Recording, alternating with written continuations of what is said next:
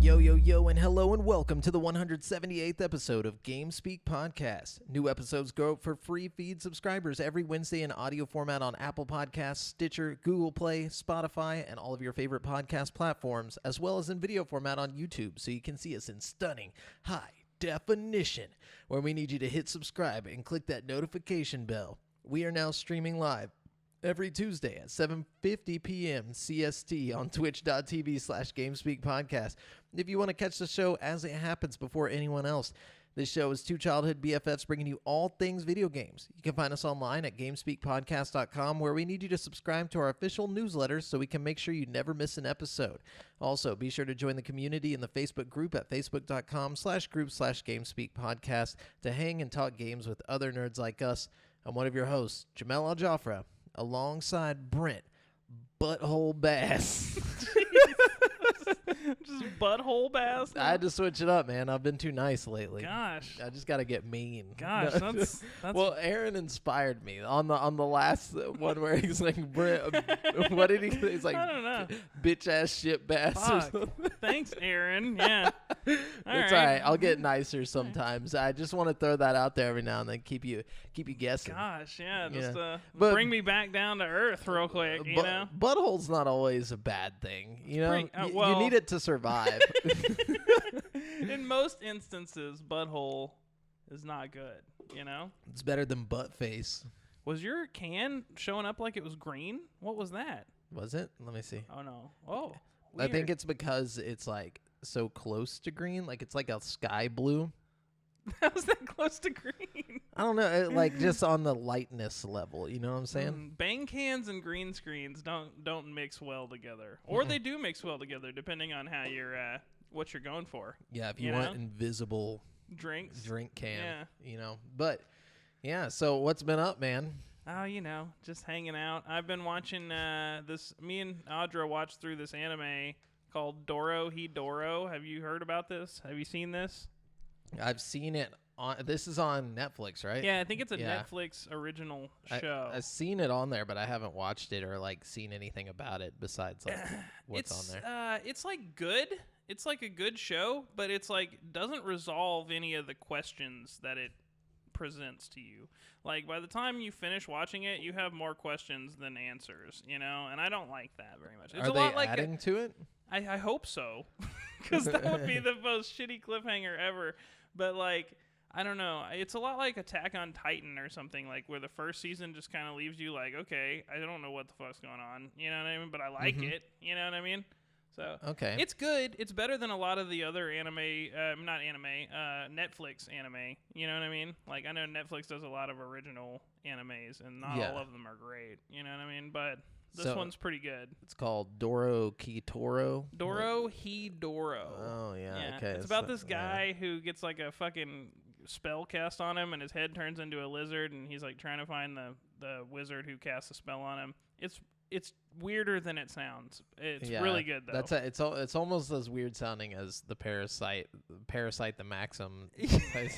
What's up with that? Where it's like, oh no, I'm part of or it's like part of my body is something else. Now I gotta fix it. It's like I don't know, but maybe it's kind of maybe that's why I dig these shows, because I can relate to that. You know, if my body changed, I'd be like, hey, yeah, I I want to relate fix to that. for You know sure. what I mean? I always wish they'd make a movie about the problem I have where my head's actually a lizard head. No, but yeah, I finished watching Lost. I finished Lost. Are they in purgatory? They were Really? but in like a week. Okay, so a spoiler alert. Skip the next minute if you don't want to hear the end of Lost. But apparently, so like they set off like there's like an episode in the second to last season where they like go back in time, and they're like on this island, and they're like, we have to set this nuke to go, or we have to make sure this nuke goes off to reset everything and fix whatever. And they set off the nuke, and ever since that time, like it keeps jumping back and forth between like this like other reality and then the reality of them on the island. And then at the end, like they all die, and then From the nuke? No, they all just die. Like I guess they all. It makes no sense. Were you lost? I was lost. And like, so at the end, they all end up like in the other universe when they die on the island. Like when they die on the island, they wake up in this other universe and they're like, "Oh my God, I remember you." And they're all there and like they all meet up at this church where like the main character's dad like opens the door and like there's a bright light beyond the thing and they're like, "I don't understand." He's like, in your life, or like the best part of your life and the most important part of your life was everything that happened on that island. So apparently everything on the island actually happened before they died. And he's like, and so you guys made this place where you can all be together. And I was like, wait, what does that mean? So they weren't on purgatory, but then they were on purgatory? They were, but they weren't. Like, it makes So they started out not in purgatory, and then at some point during the show, they all died and went to purgatory? Yes. Did the polar bear get him? Is that No, polar bear didn't kill anybody. So wait, did we learn anything else about the polar bear? No, because it doesn't matter. None of it matters. Okay. Yeah, so like it literally made no sense. Like after I was like, okay. And then I finished Sense8, which I didn't realize there was only 2 seasons. I thought they had like 2 and then like this special episode, which the special episode is actually the last episode in season 2, so like apparently they had ended it on like a cliffhanger because Netflix said not enough people were watching it, and they were paying like $9 million an episode to make the show or whatever. Yeah. So they're like, yeah, there's nowhere near enough people watching this to warrant the cost of the Another show. Season, yeah. Yeah, not even just another season, just the rest of the season. They didn't even get to they finish. cut it off like mid-season. Yeah, so they cut it off mid-season, Damn. and then they ended up allowing them to come back a year later to finish the season with one last episode, but it was like an hour-long episode, or like an hour or Did 2 it feel hour super long. rushed, or It was, oh my God. Like, so I'm watching it and I don't realize this is happening. Yeah. And like, they're like getting ready to go and like, catch the bad guy. But then to like, it wasn't supposed to be the end. It was just like, they built up this whole thing. And so they're like, she's like, we only have 1 minute. And he's like, that's all I need. And he like literally runs, like drives over there. And then like the guy, like this guy pops back up and he's like, whoa, where'd you come from? And he's like, I don't even know. And then he like, he like puts on this helmet and like explains everything and then shoots the bad guy in the head. And then the other bad guy dies. And then like just all within like this like 30-second window. And then they're like, and then it cuts to the end where they're all together. And like the two, like the girl who proposed to the other girl is getting married and like they're all at her wedding. And they're like, so how's the gunshot? I'm better now. It's all good. So the whole rest of the episode was just like a happily ever after. Yeah, it was kind just of thing? closing up all the loose ends, and like that's a shame. Like the girl who's like in love with this guy, but she's married to this other guy. Like she just ends up with both of them. Like they both just accept it, and they're both just like, yeah, this is cool actually. Just like, wait a minute, okay, this doesn't make any sense. Unfortunately, this is what happens to a lot of these Netflix shows, especially like the Daredevil show and Jessica Jones. They were like mid, show, and then they just cut them off. There's no fucking closure. There's no explanation. They just ended those. That's stories. so sad. Like, it's like, how can you do that? I How know. can you just like start something and not finish it? It was such a shame. It really, and that's so Sense8 ended horribly. I was That just like, sucks. what the fuck? It sucks when you find a really good show and the end is terrible. Like, I watched a show a long time ago called Reaper, and it is like one of the best shows I've ever seen. But the last episode ruins the whole entire show. Like, I can't even recommend it to people because it Really? just ends so terribly. But That's how I felt about the entire last season of Game of Thrones. oh man, Yeah. I've heard a lot of people say that. Yeah, it just destroys the entire show, like the entire thing. But yeah, so that's basically all I've been doing was like watching shows. Oh, I watched An American Pickle. I don't know if you've seen that. Oh, is that the one Seth Rogen yeah, movie? the Seth Rogen I movie. wanted to see it. Is it good? It's ridiculous. Yeah, it's In a good way, or It's pretty like, good. It's not like oh my god, I'm laughing so hard, but it's like it's a nice, like, it's a decent comedy. I'm gonna have to watch it. I'm Yeah. kind of excited. Audra's birthday is in like a week or two, and like she's been saying that she wanted to play the old Legend of Zelda games, like not the old ones, but like Ocarina of Time and Majora's Mask. Oh, nice. Yeah. And so I'm like thinking to myself, I'm like, what's the best way, I can let her play that. And my first thought is like an emulator on the computer, and I'm like, I don't got time for that. And then my next thought is like get the DS remake, So I got her one of those 2DS XLs, you know what I mean? I got her the orange and white one, you know what I mean? And it came in the mail today, and we've been charging it. She made her little me and stuff, nice, you know what I mean? Yeah. And I got her both the Zelda games to go with it. So Majora's Mask should be coming in the mail pretty soon. I'm excited. That's awesome, man. Yeah. Yeah, it's a good little console there. I'm excited for her to get to go back through it, because she's been talking about it for like a month now, how she wanted to go and play the old Zelda games again. So nice. I'm hyped. Yeah, I feel like that's the best way to play them. Like if you're gonna replay Zelda, like you got to do it on the DS. Oh yeah, yeah. The 3DS remakes were great. I have both of them actually. Oh really? Yeah, that could just let you. Well, I guess she probably would have wanted to keep them. Yeah, but I didn't even think about that. Yeah. But yeah, so that's basically it. Yeah, and then I've been doing the A+ certification stuff. Like, dude, my brain hurts. Oh, I like, bet. It's so bad. Like, do you feel like you know more now? I know a lot more about a lot of random things I feel like I should already know. Hey, you know something you could get that would apply your learning practically?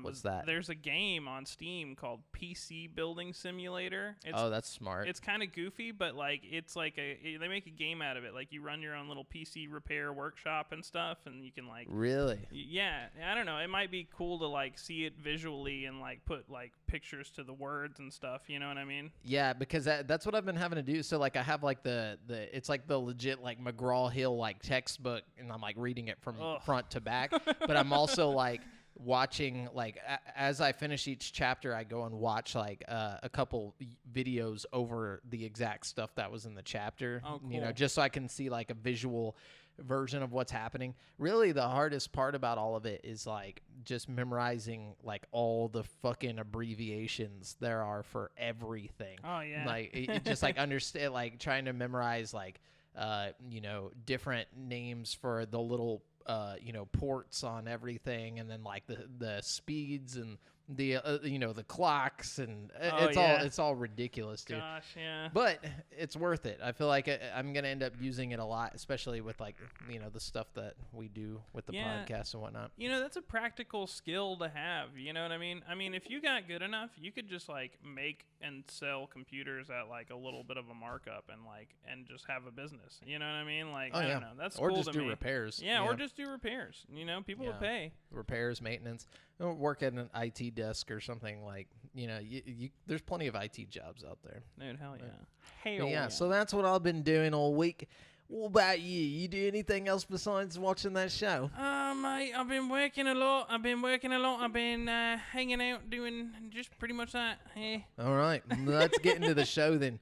Let's get into the gaming news. Oh, we got a lot to talk about today. We do. A lot of good, mainly bad. But it's big news. So just so you guys know, we are using articles from gaming news sites from around the web, and we do not claim any of the articles as our own. We are simply bringing them all to one place so we can talk about them with you. So I guess I'll start this off. Microsoft has announced that Halo Infinite has been delayed. The game was originally set to launch alongside the Xbox Series X in the holiday season, but the launch has been shifted to 2021. Quote, "Today, I want to share an important Halo Infinite development update with the community. We have made the difficult decision to shift our release to 2021 to ensure the team has adequate time to deliver a Halo game experience that meets our vision," end quote, reads a statement on the 343 Industries Twitter.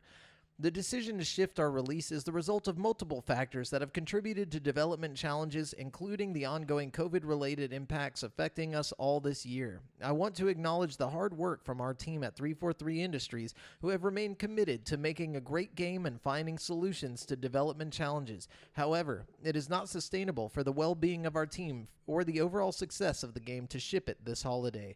We know this will be disappointing to many of you, and we all share in this sentiment. The passion and support the community has shown over the years has been incredible and inspiring. We wanted nothing more than to play our game with the community this holiday. The extra time will let us finish the critical work necessary to deliver the most ambitious Halo game ever at the quality we know our fans expect. Thank you for your support and understanding. They got all that bad feedback on that Oh, fucking yeah. trailer, and they're like, "Fuck, guys, we gotta do They're something." like, oh, that was fix an it. early build. Yeah. Did you see they added another studio to the team? I didn't. Oh, Apparently- that's not good. Apparently, they contracted an outside studio to help with development. So. Well, they said Microsoft promises that even with Infinite pushed to 2021, there will be, quote, thousands of games to play spanning 4 generations when Xbox Series X launches globally this November, and over 100 optimized for Xbox Series X titles built to take full advantage of our most powerful console. So basically, that's what they said, because Halo is no longer a launch title. That is fucking horrible. That's really bad. That's really fucking bad. That was the launch title. You know what I mean? Like there's literally nothing else coming that was out. The one like what? You gonna buy an the Xbox? medium, dog. No, Just to play I don't even think that's a launch title. I don't either. I don't think that's a launch title. Oh. Cyberpunk 2077 is just third party, like you know. Technically that's last gen. Yeah. You know what I mean? And so along with the same news, I'm just including this all in one so we can get all this fucking Xbox stuff out of the way. Microsoft has narrowed down the release window for its next-gen console. The Xbox Series X will be released sometime this November, according to a blog post on the Xbox Wire. A specific Xbox Series X release date within November was not set, so we'll need to continue to wait on both that and the other big question mark, the Xbox Series X's price. So they did basically say, and I know they did this because of the Halo, like Infinite delay. They were like, oh yeah, by the way, it's coming out in November. So yeah, get excited. If it's coming out in November, yep, that means it's like Halo's getting pushed back even further than I really thought. You know what I mean? Yeah, because that means because I expected Halo in like late December. So if it was supposed to come in November with the Xbox, then it's like.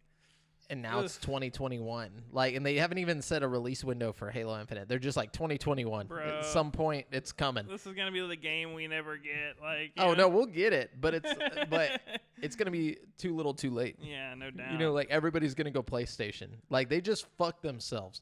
They were like, all right, guys. Yeah, that was a bad call. Craig is really not doing too hot. Dude, they're gonna take Craig out of the game altogether. Oh yeah, no, because remember Phil Spencer said he's the mascot now. They gotta leave him in as like an Easter egg. Like if you go down the wrong hallway, Craig's just gonna be standing there all retarded. It's like just like in a closet somewhere. Oh, I love it. All right. Well, we had another State of Play by Sony. I'll give you the highlights here. Yeah, there wasn't much. There wasn't much, but what was there was pretty okay. It's mostly this gen stuff, but there's a couple PS5 things. We got Crash 4 gameplay. Most important thing they showed off was Hitman 3's VR mode. Yeah. Which is super duper duper exciting. Isn't Apparently, it like Hitman and Hitman 2? It's all 3 Hitman games completely done in VR. Nice. Which is fucking sick. That's just crazy to even think about how much content that's going to be. And the Hitman games should translate perfectly to VR. There's small levels, you know what I mean? Where it's the time of the level kind of depends on you. You can take it slow if you want to. There's just a lot of elements that I think will transition really well to VR. You know what I mean? Yeah. Hiding in a locker or something, or putting on a disguise. I don't know. I think it's going to be a lot of fun. I've always wondered what it's like to be bald. So this is going to be, that next level. Bald simulator. Yeah, dude. I get to finally just feel it. And then I think it's going to look real pretty, in VR. The problem is PSVR, so it's probably not going to look too pretty, but. Well, if it's. I bet it's going to look real pretty on the PS5. I'll tell you that right now. You know what I mean? Oh, yeah, definitely. You got to think about that. We got this fucking upcoming console that's going to be just as powerful as any modern VR PC. You know what I mean? Well, hopefully they update the PSVR, though, Well, surely, they advertised Hitman 5. Not 5, Hitman 3 as a PlayStation 5 kind of game. You know what I mean? Optimized for PlayStation 5 kind of thing. You know what I mean? So I thought it was only coming to, next-gen consoles. No, it's coming to 4 and 5, apparently. And I think the VR mode also is coming to 4 and 5, but I am not I think you're right. I think the VR is probably going to look a little shoddy on the OG Current, PS4. But that They- being said, I think PS5 is really going to knock it out of the park. For sure. I still think we might hear something about a VR 2 before fucking too long. You know what I That's mean? what I'm saying. You'd have to, because I mean, it doesn't matter if they update the fucking console. They still have to update the PSVR. True, but there's a lot of things that you can do. Like the PSVR inherently isn't that bad. It's just got a kind of a low resolution. But like most of the games that are out today use like foveated rendering and stuff. You know what I mean? So like What about the draw distance and stuff? draw though? distance should be a lot better.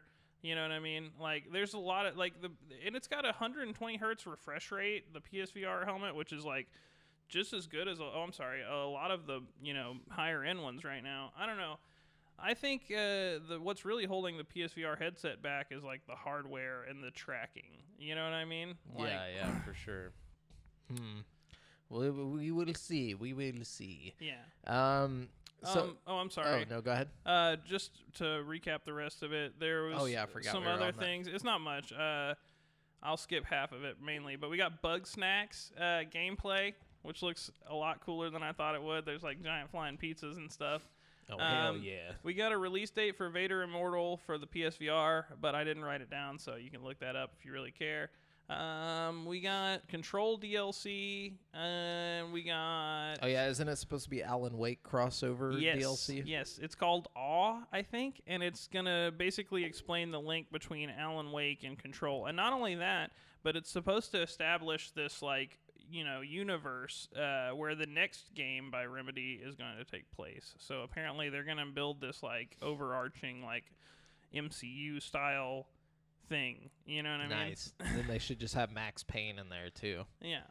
And then a couple more. The PS5 games. They showed off 3 PS5 games. They showed off Hood, Outlaws, and Legends, which I have no idea. And they have for Tim Tim Adventures coming to PS5, which is that Pokemon ripoff.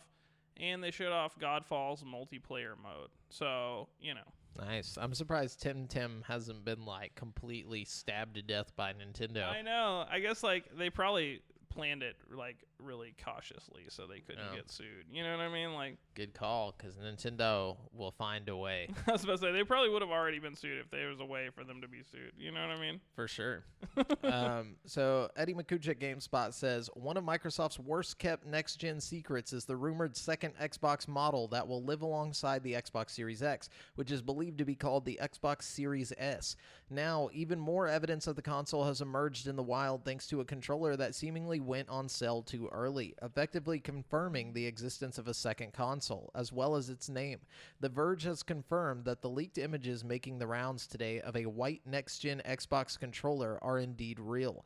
The text on the packaging mentions that the controller works with the Xbox Series X and the Xbox Series S consoles, the latter of which has not been announced. The controller will also work on the standard Xbox One and PC, as well as iOS and Android for xCloud streaming.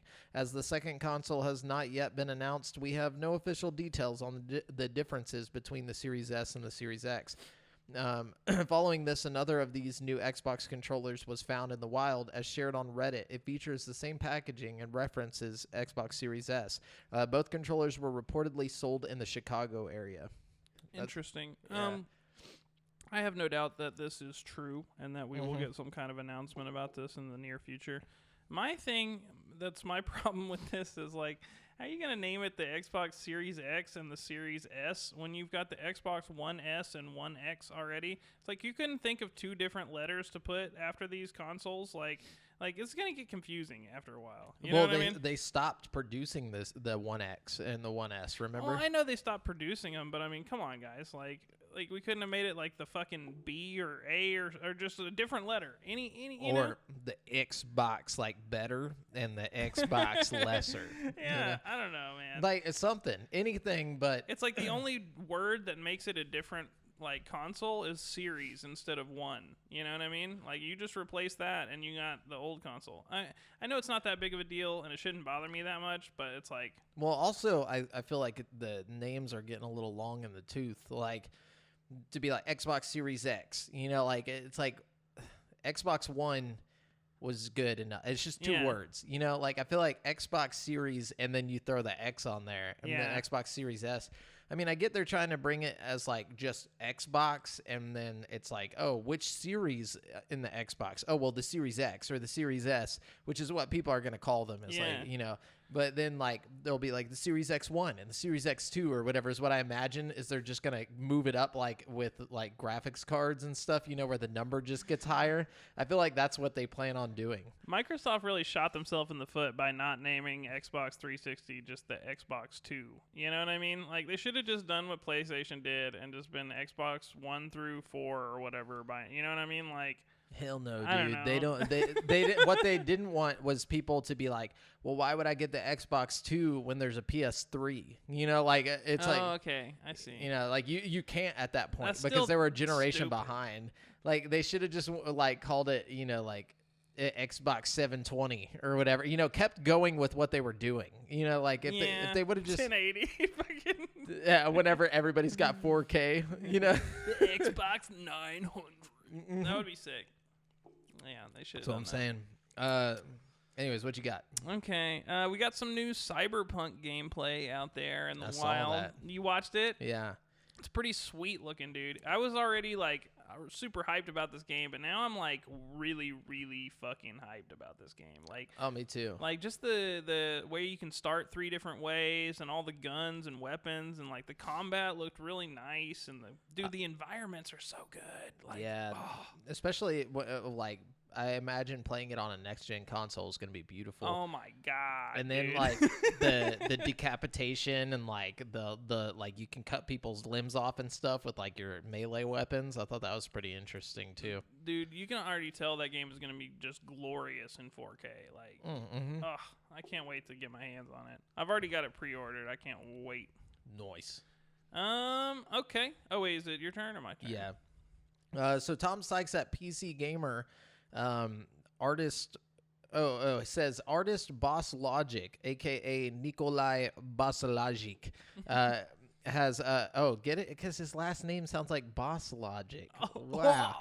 Wow. Anyways, these creatives, man, you know? No, but has posted an intriguing image on Twitter that teases Injustice 3. Technically, it's spelled injustice, but the E at the end is a 3. But These creatives, man. these creatives, bro. No, but I can't bring myself to type that more than once, says Tom Sykes at PC Gamer. Anyways, it's not entirely clear if this is official, but Boss Logic has done lots of official artwork for games, including the Assassin's Creed Valhalla reveal and plenty of Street Fighter art. And there's also the little matter of DC's upcoming fandom event on August 22nd, so the timing seems about right. Boss Logic also happens to be attending the virtual event, and he's tagged NetherRealm Studios creative director Ed Boon.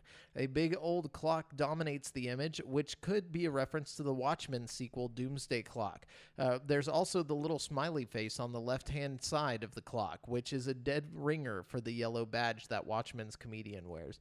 So it looks like we're getting Injustice 3, probably going to get revealed on August 22nd, and the Watchmen will be involved, which sounds really tight. That's cool. Or they're a DC property, right? Yeah. Yeah, that's exciting. You know, I've always liked the Injustice games. I've always wanted like a Marvel version of that. You know what I mean? Like, or DC versus Marvel. I know that's like shooting, you know. Yeah, that way ain't too going high. to happen. It could happen one day. Impossible. Never.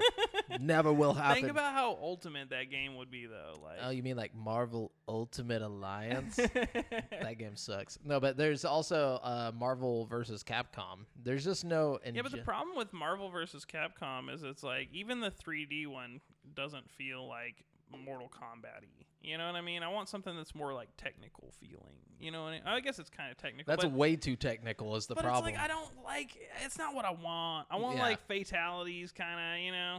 I Yeah, don't it's- know. I want to throw people into the environment. I want like good 3D animations. You know what I mean? Oh, yeah. I love Injustice, man. Injustice is one of my favorite fighting games It's of a all good time. game. It's really good.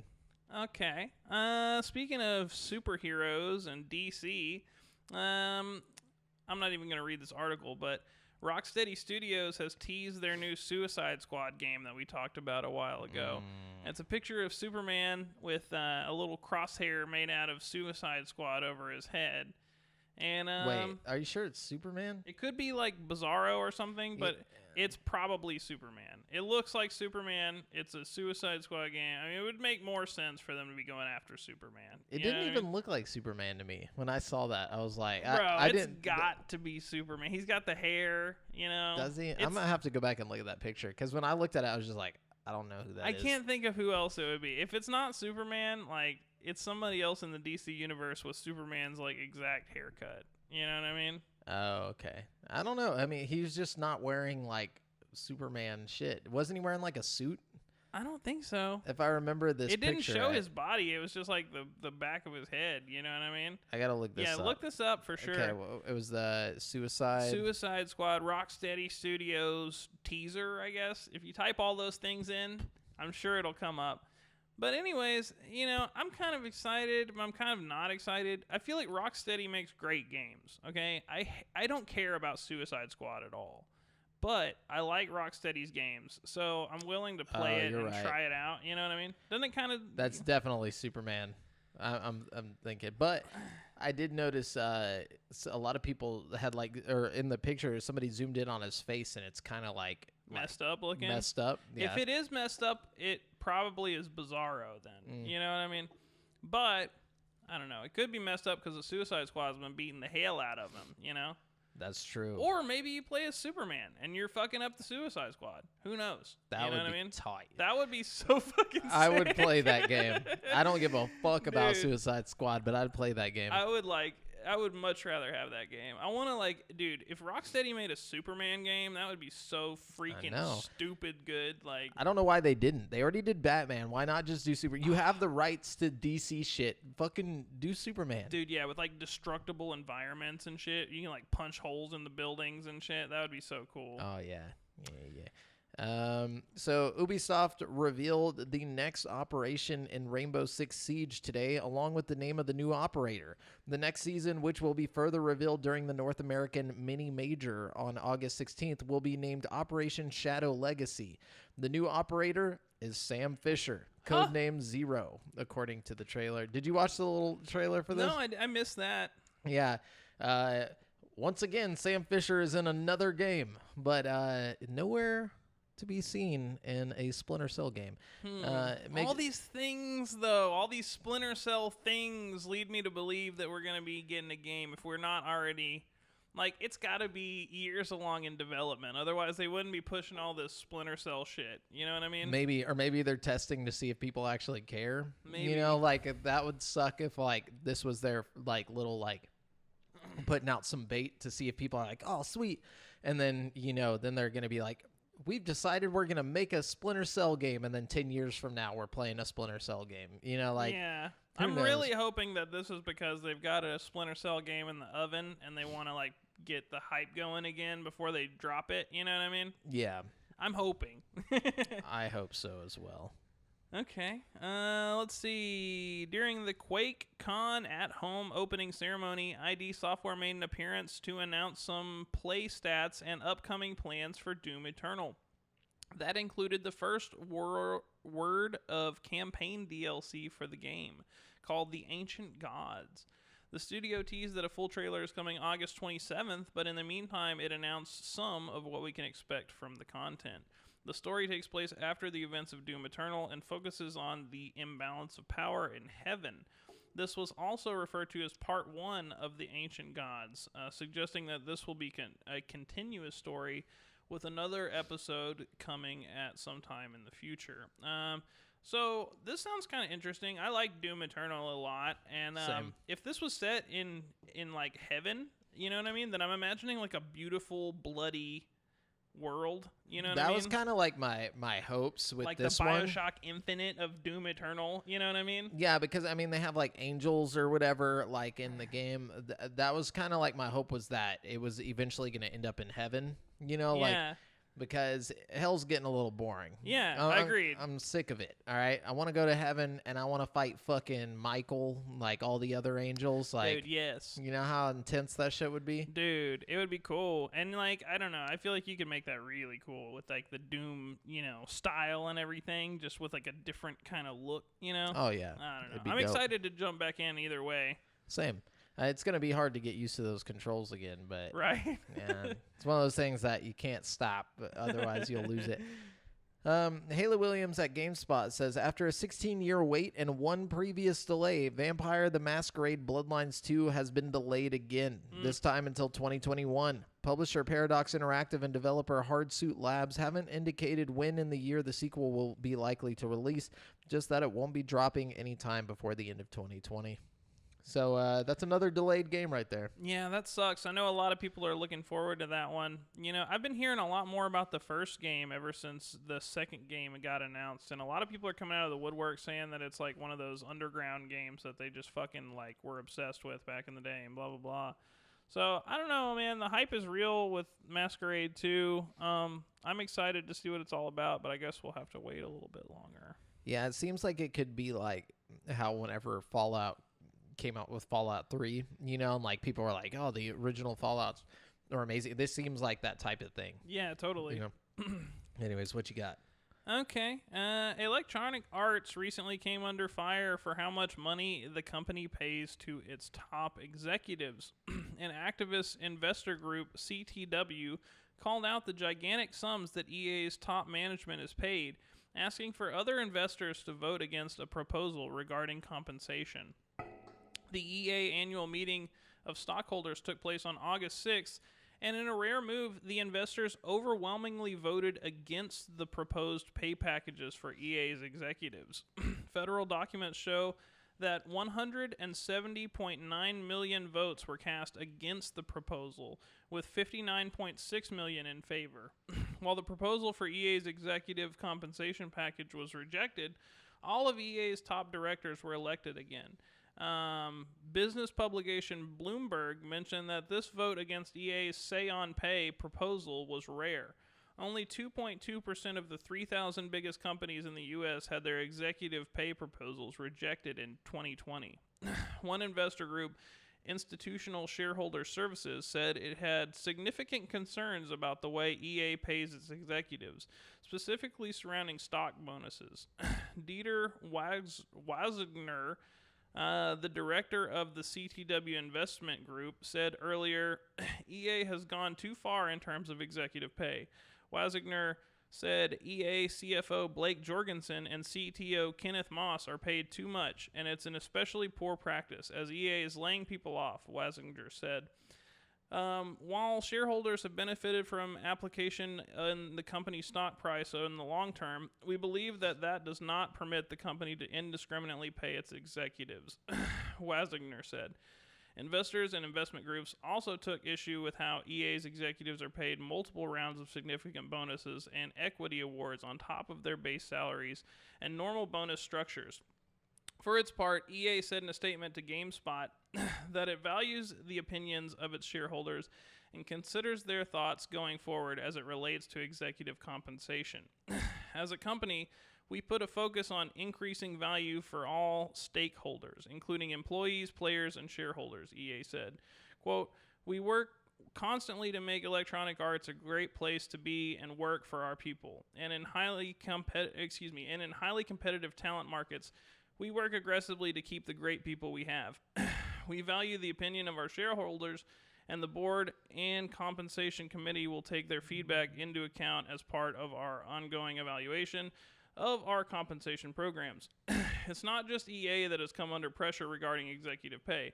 Activision Blizzard is also facing calls to limit the executive pay of its top bosses, including CEO Bobby Kotick. However, in June, Activision Blizzard shareholders approved the company's executive pay proposals. Sorry, that was kind of a long one, but I thought it was interesting that they all voted against EA's executives getting more.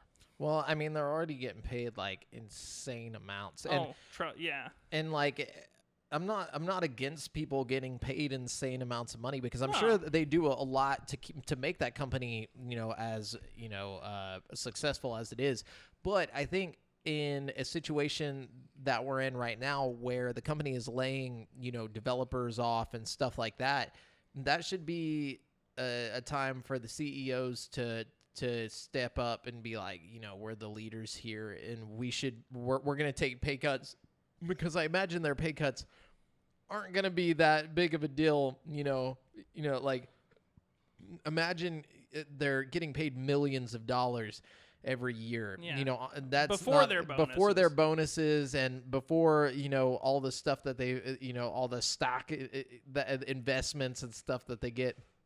It's like they'll be fine. You know what I'm saying? They would be okay to take a pay cut. I mean, I always talk about and always think about President Iwata, from Nintendo, whenever he was still alive, and whenever the Wii U came out and was just like a shitty, utter failure and just a bad mark on Nintendo. They were losing a shit ton of money, and he took a pay cut. Like, he was like, I don't want to have to lose our employees. So he literally took like a half of what he normally took just to make sure that they didn't have to cut employees. And that right there shows leadership, and it shows dedication to the company. Yeah. More than anything, dedication to the company, because you, as a CEO, your real job is to make sure that the company thrives. And if you're, taking this money that you could be recirculating into the company, you know what I mean? Yeah. Or to the employees that you're letting go, that possibly will be the reason why the next big game is amazing. Yeah. It's like, I see it as a no-brainer. This should have already been a thing. Like, honestly, it shouldn't have had to come down to them getting voted against. They should just have like stood up and been like, "Yo, we'll fucking take a pay cut for this company." But and one thing to keep in mind from that article is the whole Blizzard thing at the end, because I've got another article about Blizzard in a little bit, and we're gonna talk about them. You know what I mean? Blizzard, good old China. But anyway, so. This one isn't video game related, but it's something important. Yet another SpongeBob TV show spinoff is in the works. Yes. Yeah, in addition to Camp Coral, which is the SpongeBob spinoff where it's like about like young SpongeBob, like little SpongeBob. Nickelodeon is moving forward with a second show focused on SpongeBob's dim-witted best friend. I don't like that insult. Patrick. The animated show is called The Patrick Star Show, according to Deadline. Bill Fagerbach is returning to voice Patrick in the show, the report said. There will be 13 episodes in the first season, and voiceover work has already begun, according to the report.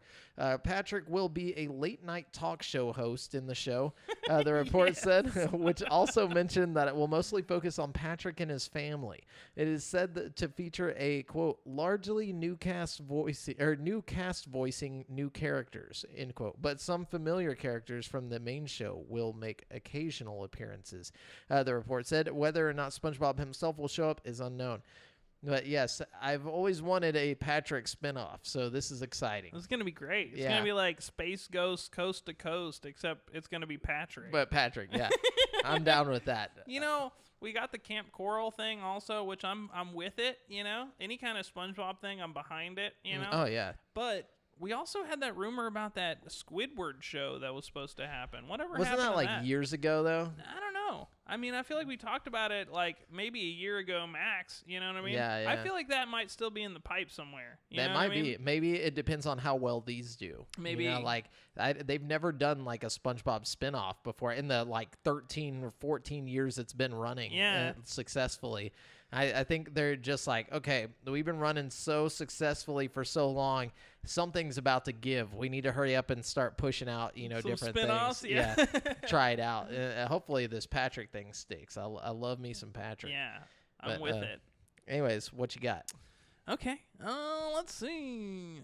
In recent months, Nintendo has partnered with various retailers to offer a free Nintendo Switch 128 gigabyte memory card with the purchase of 2 select digital games. Now, Nintendo has once again linked up with Walmart to offer the deal until August 12th. And a nice selection of games are available. The list includes some of the Switch's most popular exclusives, as well as some stellar third-party titles.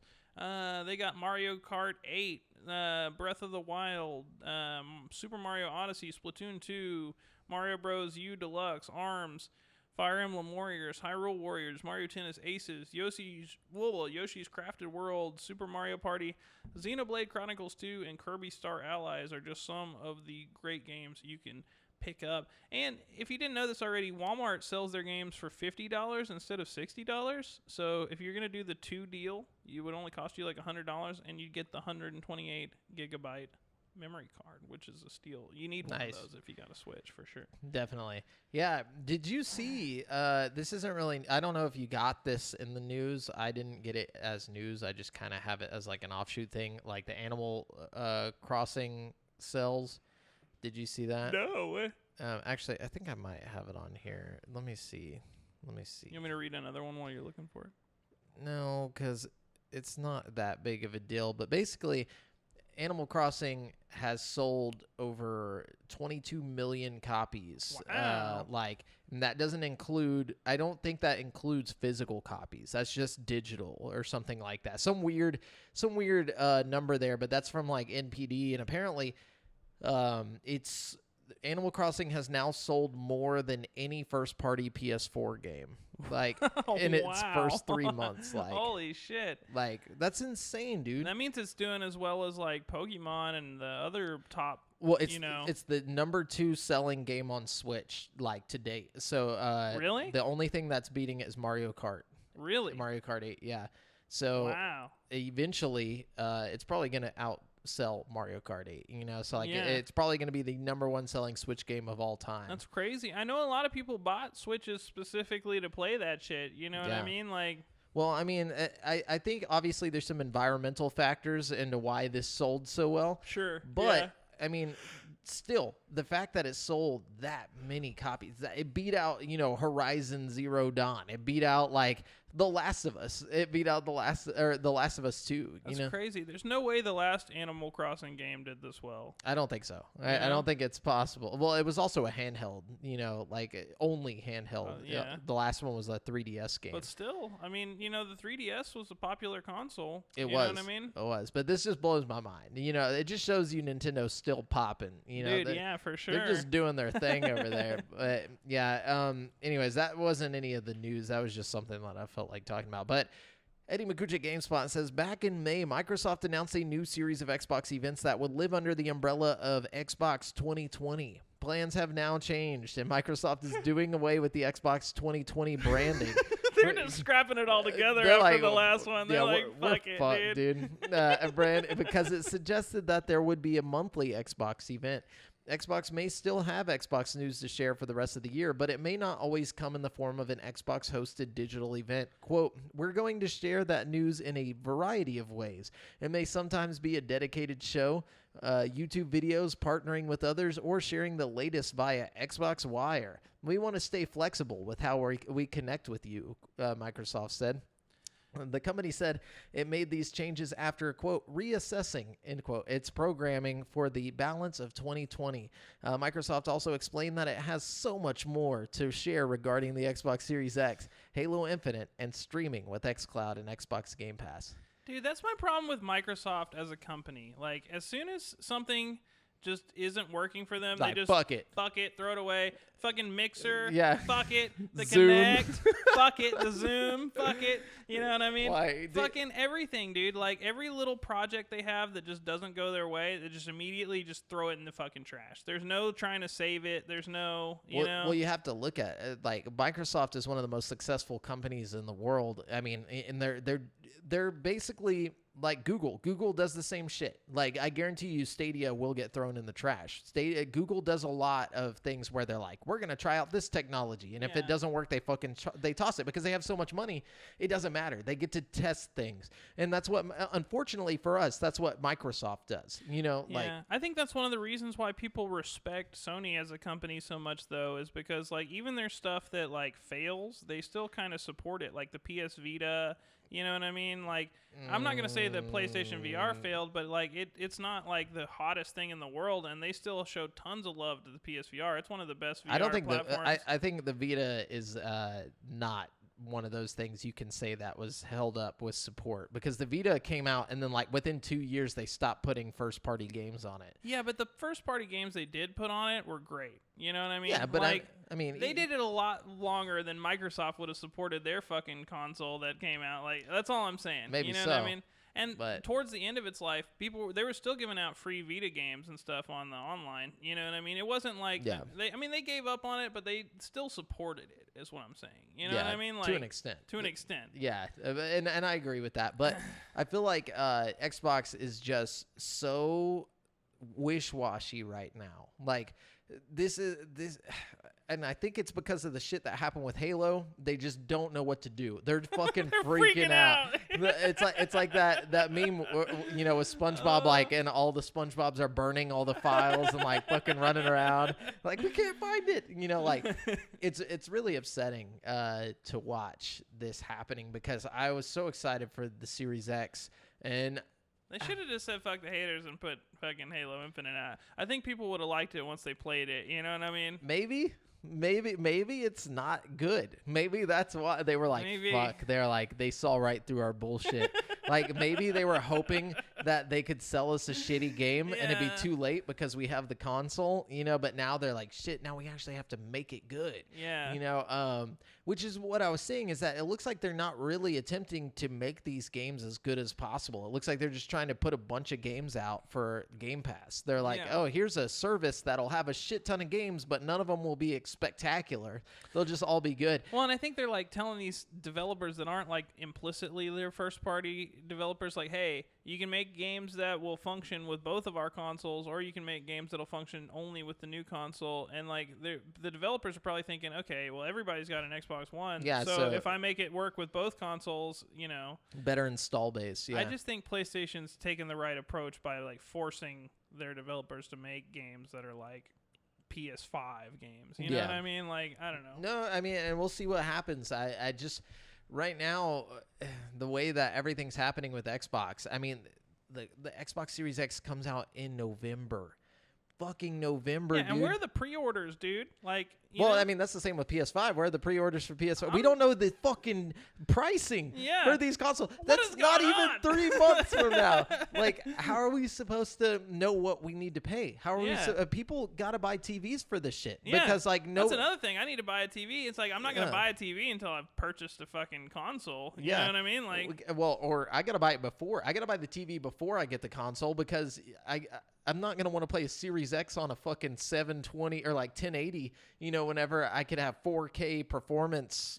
True, you know, but you'll still notice the difference in that 60 frames per second. Like, well, that's like true. Big time, for sure. I'm sure, but I still want to have a beautiful TV that can handle next gen shit, you know? Definitely. Like, I don't want to like have the ability to play 4K and not be able to do it, you know? Definitely. But yeah, so unfortunately, this is where we're at with Xbox right now, and I feel like it's not a good thing. It's not. I mean, xCloud is cool. That's gonna be great, but is that enough to save, you know, the Series X? Not if it doesn't come to fucking iOS, which is a whole nother thing. It will come to iOS, but they said eventually. Yeah. But see, that's the thing that killed Stadia, in my opinion, is the fact that Stadia never came to iOS. You know what I mean? People, like, I don't know, man. Too many people have iPhones for fucking, I don't know. Oh, yeah. No, I agree. But other thing that was mentioned, like, with the sales of Animal Crossing, was that on the PlayStation, like, in this quarter or whatever, 70% of all sales came from digital purchasing, I think. So I think it was 70%. That makes sense, though, because most people have been stuck in their house, don't want to go out, kind of thing, you know? Yeah. But my thing is like, does that go back up? You know, like, what happens at this point? I think it kind of depends on what happens with, like, just society on the whole, you know? Like, yeah, I mean, it's just it's a weird thing, because I feel like we're getting pushed towards that all digital future way quicker because of this. Yeah, I feel like if COVID-19 was a hoax, it was a hoax induced by big The gaming. game industry. By big games, they were like, we have to hurry up and do this shit because it's so much cheaper for us to make digital games and then sell them for the exact same price. Actually, we'll raise it by $10 for next gen. You know, like, oh God, we're getting ready for this. Oh, it's happening. It's happening. Big gamers. Okay, let's see. The fast food burrito joint Chipotle is giving away a limited number of Tony Hawk Pro Skater 1 and 2 demos on PC, PlayStation 4, and Xbox One when you order the Birdman's Go-To Burrito. Birdman. The Birdman. I thought that was Lil Wayne. I think that's no. Birdman is Lil Wayne's like Lil mentor. Wayne's, yeah, his mentor. That's what I meant. Yeah. I'm sorry. Yeah. So, like, I don't know if we Lil can. Wayne is Birdman Jr. Birdman Jr. Okay, there's too many Birdmans out here. Yeah. My problem with this whole thing is, like, I don't think I get that Tony Hawk is Birdman, you know, but nobody calls him that. Nobody calls Tony Hawk Birdman. So whoever wrote this article, Jeremy Winslow. Is it wrong that I'm a little pissed off about this? Yeah, because you did the pre-order. I pre-ordered that shit, and now it's like, oh, I could have just bought a fucking burrito. Like, no, actually, you couldn't have because it's only 2,000. Oh yeah, they probably are already sold out of those. Yeah, it was but just. still, that's fucked up. No, because yours is better because you do that pre-order and you put $5 towards your game. They just put $7 towards a burrito, so their game is still gonna cost them plus the burrito. Good point. You know what I'm they saying? don't even really get the game. Yeah. They just get that demo. Good you point. know? Good like, point. And I got some cool pre-order bonuses. Like apparently, since I pre-ordered it, it's given me some skins, like old school looking PS1 skins or some shit. I don't know. Nice. That's Yeah, cool. yeah. Yeah, I saw they also added like a whole new soundtrack to the game. Yeah, I saw that, like 30 songs added or something on Yeah. top of the old school, On top of all of the old school songs. which I'm cool with. That's And- I'm all about that. Yeah, I'm down. I'm down to see what a new Tony Hawk, soundtrack I would bet they sound keep like. that old school flair with the music. You know what I mean? I'm Oh, sure yeah. they go for the same style, kind of. You know? Yeah, I'm sure. Hopefully, and it's not like that guy that I sent you. What was his name? It was like RG47 or something. Dude, that fucking song. I showed that to my girlfriend. She was cracking up. It's so ridiculous. Have you heard the remix, dude? No, is it good? Well, apparently he's got like this girl singing on it now too. Oh, good. Well, that would make more. She also sounds like a mosquito. Oh God, Yeah, I love music for mosquitoes. mosquito music. Dude. Yeah, mosquito music. For those of you that don't know what we're talking about, go on YouTube and type in "Some Bout You," SUM Bout You. Some Bout You. by 645 AR or something. Yeah, something like that. It's ridiculous. You guys have to look this up. And he's dead serious. He's dead serious. Yeah. All right. Okay, we talked about the Series S. Oh, yeah, it's my turn. Janae Sitzes at GameSpot says, Twitch Prime, a service included with Amazon Prime subscription, is getting a rebrand. Today, Amazon launched Prime Gaming, which will replace Twitch Prime going forward and offer even more free gaming content for Amazon Prime members. With Prime Gaming, Amazon aims to keep growing its catalog of freebies and partnering with major publishers to offer free content. While Prime Gaming's free loot can be claimed across all gaming platforms, including the next generation consoles when those launch, the free indie games will still only be available to claim on PC for now. Amazon said in a press briefing, the name change is largely a rebranding to make the benefits more clear to existing Prime members and allow Prime Gaming to more neatly sit alongside other pillars of the Prime membership, including Prime Video, Prime Reading, and Amazon Music. I like that. I Yeah. think that's a good rebrand. It should have already been, Yeah. it should have been called that Yeah. from the get-go, because Twitch Prime doesn't sound anything like Amazon, Yeah, and it implies that you have to do some kind of Twitch shit to get everything. I don't know. Yeah. It makes it seem more complicated than it really is, you know? Yeah. I don't know. We have a Twitch account, and I still don't even, and I have Amazon Prime, and I still have Yeah. no idea what Prime game or Amazon Twitch Prime is. I don't Same fucking here. know. I keep seeing articles like get 20 free PC games with Twitch Prime. It's like, dang, I could probably do that if I really wanted to. If I wanted to figure out what that fucking meant, yeah. Yeah. Anyways, Okay. Garth Davis has been tapped to direct the upcoming next Tron movie, according to Deadline. Davis is an Australian film, TV, and commercial director, perhaps best known for helming smaller attire fare like 2018's Mary Magdalene or 2016's drama The Lion. I have no idea about either of those. Which received 6 Oscar nominations, including Best Picture. The upcoming, still untitled sequel to 2010's Tron Legacy would be Davis's first tentpole film, according to Deadline. Insiders say Davis aggressively pursued the job, and his take won over Disney execs in the end. All that's known about the upcoming Tron sequel is Jared Leto will star, and is also produced along with Justin Springer and Emma Ludbrook. Wait, is it a sequel to the 2010? Apparently, one? yeah. Okay. Yeah. So it's the third movie. Yes. So Okay. this should be like Tron 3? Yeah, I guess?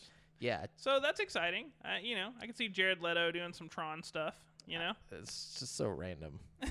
Why Jared Leto? Just because he has a beard and like longer hair, like he looks like the Tron guy, like the dad or whatever. Yeah, I don't know, man. He looks like somebody who could be riding a Tron. I bet he's the bad guy. It said he stars in it, Oh, so I okay, feel like yeah, he would maybe. be the main character. Yeah, maybe. What's the main character's name in Tron? I can't I remember. don't Alex remember. or something? I can't remember. No. Olivia Wilde was in the last one, and then like the guy. The Big Lebowski, fucking what's his Yeah, name? Jeff Bridges. Jeff Bridges was in it, yeah. Yeah. I'm just not a huge Tron fan. Like, as much as I like video games and stuff, and I like the aesthetic of that movie, like, I just didn't care for it. It was kind of boring. Yeah, I agree. I was like, okay, cool. Yeah, Tron, whatever. It was probably way cooler in the 80s when, like, video games were just, like, basic lights and shit. Like, I like the idea of Tron, but, like, I like the way Jumanji did it better. You know what I mean? It Like, was a lot better. throw you in the video game. It makes more sense with modern day, For sure. I don't know. For sure. So IGN received a mysterious crate from Activision that seems to be tied to a new Call of Duty. That's scary. Yeah. The crate, which contains a slideshow projector and slides, are part of an alternate reality game that leads to a website announcing another teaser for a new Call of Duty at 12 p.m. EST on Friday, August 14th, 2020. So last week, Activision sent various members of the press crates with instructions not to open them until Monday, August 10th, 2020. However, even after opening the crates, there was still a mystery needing to be solved. According to Noah, the new time for August 14th is just the first step towards the Call of Duty 2020 reveal, meaning whatever premieres at 12 p.m. ET on Friday will just be yet another puzzle piece building towards the larger reveal. Like, guys, you could just tell us. Yeah. You don't have to go through all this. I mean, Call of Duty 2020. that game is supposed to come out this year. And you're like, does nobody know what month it is? It's fucking August. Like, the fucking console makers aren't telling us the price to the game or to the consoles that are coming out in less than 3 months. Yeah, what the fuck? And then Call of Duty is like, yeah, our new Call of Duty game for 2020. We're not telling you. It's like, guys, there's like maybe 6 months left this year. And I say maybe because we don't know if the world's going to end this year. Could you just fucking tell us what the game is? You know, I don't know, man. Fucking. We already know at this point. We already know. We know, yeah. It's Cold War. You know, it's going to be fucking. If it's not Cold War, that will be super impressive that they managed to, like, keep it under wraps this long. Yeah. You know? If it doesn't involve Russia in some weird way, good job. Yeah. That's all I got to say. Cool. But still, fucking tell us what the game is. Yeah. No one gives a fuck. No one's going to be like, oh my fucking God, dude. Did you see the Call of Duty? It just blew my mind. It just blew my And mind. it's not gonna like sell any better because you did all this cryptic shit. Like, No, it's like Call it's of Call of Duty. Duty. You don't need to fucking market it. It's like that. I saw a And Doritos it's commercial Treyarch. a few days ago that was like, "We don't even need our brand. We got a red bag and a blue bag. You know what we're talking about." It's like, It's like, dude, you're that's, right. That's fucking Call of Duty right there. You don't need to advertise Yeah, the shit. Just the drop it. People will buy it. Red you bag know? is Treyarch. Blue bag is fucking whatever the other team is. Dude, exactly. It's Yeah. like fuck. It's like, just fucking tell. It's a Treyarch. Here we go. It's Call of Duty to the 2020s. And, then, Call the new Call of Duty. and everyone's like, fuck. Yeah. Yeah, so that's all the news I got. Brent, you read off whatever you got left. We're rounded out here. This year isn't just about the PS5 and Xbox Series X. It's also set to introduce new GPU architecture from both NVIDIA and AMD. while the latter will be revealing consumer graphics cards based off of hardware already in the new consoles, it's NVIDIA Ampere architecture that's being teased for a reveal later this month. NVIDIA has launched a new short teaser trailer that simply reads 21 days, 21 years, which point towards the August 31st as a potential reveal date. This is in line with both rumors and previous NVIDIA reveals, which typically took place in August during Gamescom ahead of a product release in September. Gamescom is hosting a digital event this year in light of COVID-19, but it seems NVIDIA's reveal will be its own event, and it's probable that the event will finally reveal NVIDIA's next generation of GPUs. I know. With its current flagship RTX 20 series line bordering on 2 years already, Ampere has already been revealed as the company's next-gen architecture, but it has yet to be seen how this will be adapted for consumer gaming hardware. It's likely that these will include some of the first cards that support HDMI 2.1, as well as new hardware to make better use of deep learning, super sampling, and ray tracing. God, they gotta chill the fuck out, dude. Like, HDMI 2.1? What? Dude, normal HDMIs can't handle all the data that's being sent through. I know, it's fucking... The new consoles are going to have it too. Xbox One X and PS5 are going to be using the USB 2.1. HDMI? Yeah, I'm sorry. Yeah, HDMI. I was like, shouldn't the USB be like 3.0 or something at this point? Like Type C. Dude, I'm excited about this though, man. You know, as somebody who just recently got into like PC gaming, this is super, super exciting for me. Also, I've read online that the 30 series NVIDIA cards are going to be like cheaper to compete with what's that other company? Fucking AMD. Apparently AMD's graphics cards are way cheaper than NVIDIA, and they're like almost the same quality. You know what I mean? So NVIDIA's next line is allegedly going to be like twice as strong and cheaper. You know what I mean? So this is exciting stuff. You know what I mean? That is crazy. All right. Let's see. The success of Persona 4 Golden on Steam has prompted Sega to consider porting more of its catalog to PC in the future.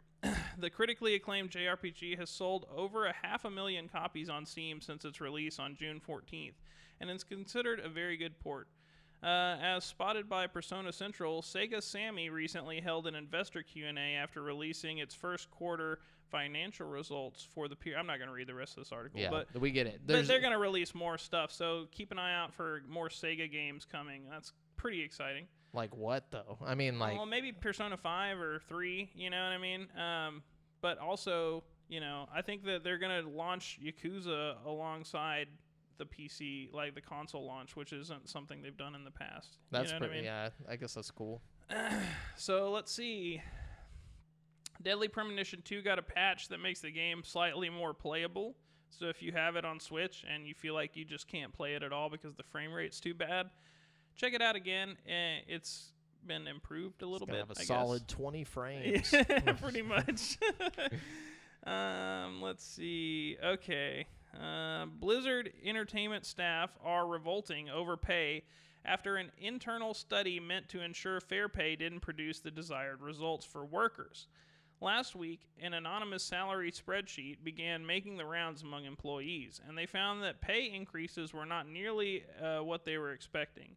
Their discovery comes as CEO Bobby Kotick continues to make an enormous salary far larger than many others in the industry.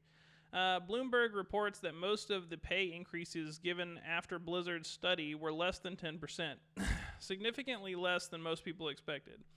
Employees at Blizzard Entertainment have previously described having to skip meals to make rent, while one veteran claims they are making less now than they were with Blizzard almost a decade ago. Hold on. You work for Blizzard and you have to skip meals to pay rent? Apparently. This is what the employees are saying. Where the fuck are you working at? They must be in California or something, because there's no way. Because first off, fucking to work at Blizzard as like a developer or something, you're making at least $70K a year. You know, like Yeah. so unless you're living in like California, there's no fucking way unless you're just really bad at spending. Like, Hey, man, that's what this guy's saying. He's been with Blizzard. This guy's saying he's been with Blizzard for over a decade, and that he was making more then whenever he first started. wait, why would you stay then? Why? I don't know. You just been with them for 12. It's like, yeah, I started out making a lot of money, and that like they've slowly just moved me into the janitor closet, like, and I'm still here. I don't know, I'm man. still here. Either way, Bobby Kotick's over here still raking it in. You know what I mean? Yeah, Bobby Kotick sounds like a fucking radio DJ. He's like, tune in with Bobby Kotick. It says last year he made over $30 million. That's not enough. No. I'm just kidding. Our goal has always this is let's see, something by Activision. It says our goal has always been to ensure we compensate our employees fairly and competitively. An Activision Blizzard spokesperson told Bloomberg. Especially Bobby Kotick. We are constantly reviewing compensation philosophies to better recognize the talent of our highest performers and keep us competitive in the industry, all with the aim of rewarding and investing more in top employees. I want to know. Like what is the spreadsheet? Like was somebody just like writing down like what people get paid and then it just somehow got around? Like, I don't know, but there's a lot of hubbub in the industry this week about people getting paid the wrong way. You know what I mean? I want to know. I want to know the average salary of a developer at fucking Blizzard. All right, you read the next thing. I'm gonna look up Blizzard. Let's see, developer. Yeah, normal developer. Salary. Street level developer. Okay, so let's see. Let's go to Glassdoor for this. All right. We're gonna check the Glassdoor salaries. This is Blizzard Entertainment Software engineer salaries. So there's a lot of money, a lot. But I mean I don't know what that guy did. So like it says the average base pay is $95,101 a year. Well, I'm sure that's like not everybody though. No, you know what I but mean? that's the average. If you're like that type of But that's what I'm saying. developer, What you is know this I mean? guy doing? That's a good question. I don't know. I bet there's more to it. I bet the people who aren't fucking getting shafted aren't complaining either. So it's probably like a squeaky wheel kind of thing. You know what I mean? Yeah. Like you're probably not hearing the silent majority here. You know what I mean? Yeah, it's just like that one guy who's like been gambling all of his goddammit, money. I've been there for 10 years. Like we should have got rid of him a long I time. can't even eat, man. I just can't imagine that. I literally can't imagine like being like any type of developer and not making enough money to eat. You know what I'm saying? That just doesn't make any sense at all. Like just fucking leave. Go pay. You have 12 years of Blizzard behind you. You can literally go to any job you want in the gaming industry and show them your resume. And if you weren't some fucking horrible worker, you know, you're going to get that job. Well, maybe he's afraid if he like leaves, he'll get like blackballed in the industry or something. You know what I mean? I don't know. They'd be like, hey, I got to go. And they'd be like, all right, you like we have like 1,000 employees, you know? I don't know, man. I'm just saying. I'm just confused. I just want to know. Like, I'm not even hating. I'm not saying like he's lying. I just want to know like they didn't give numbers. They didn't say anything. All this guy said was, I don't get paid enough.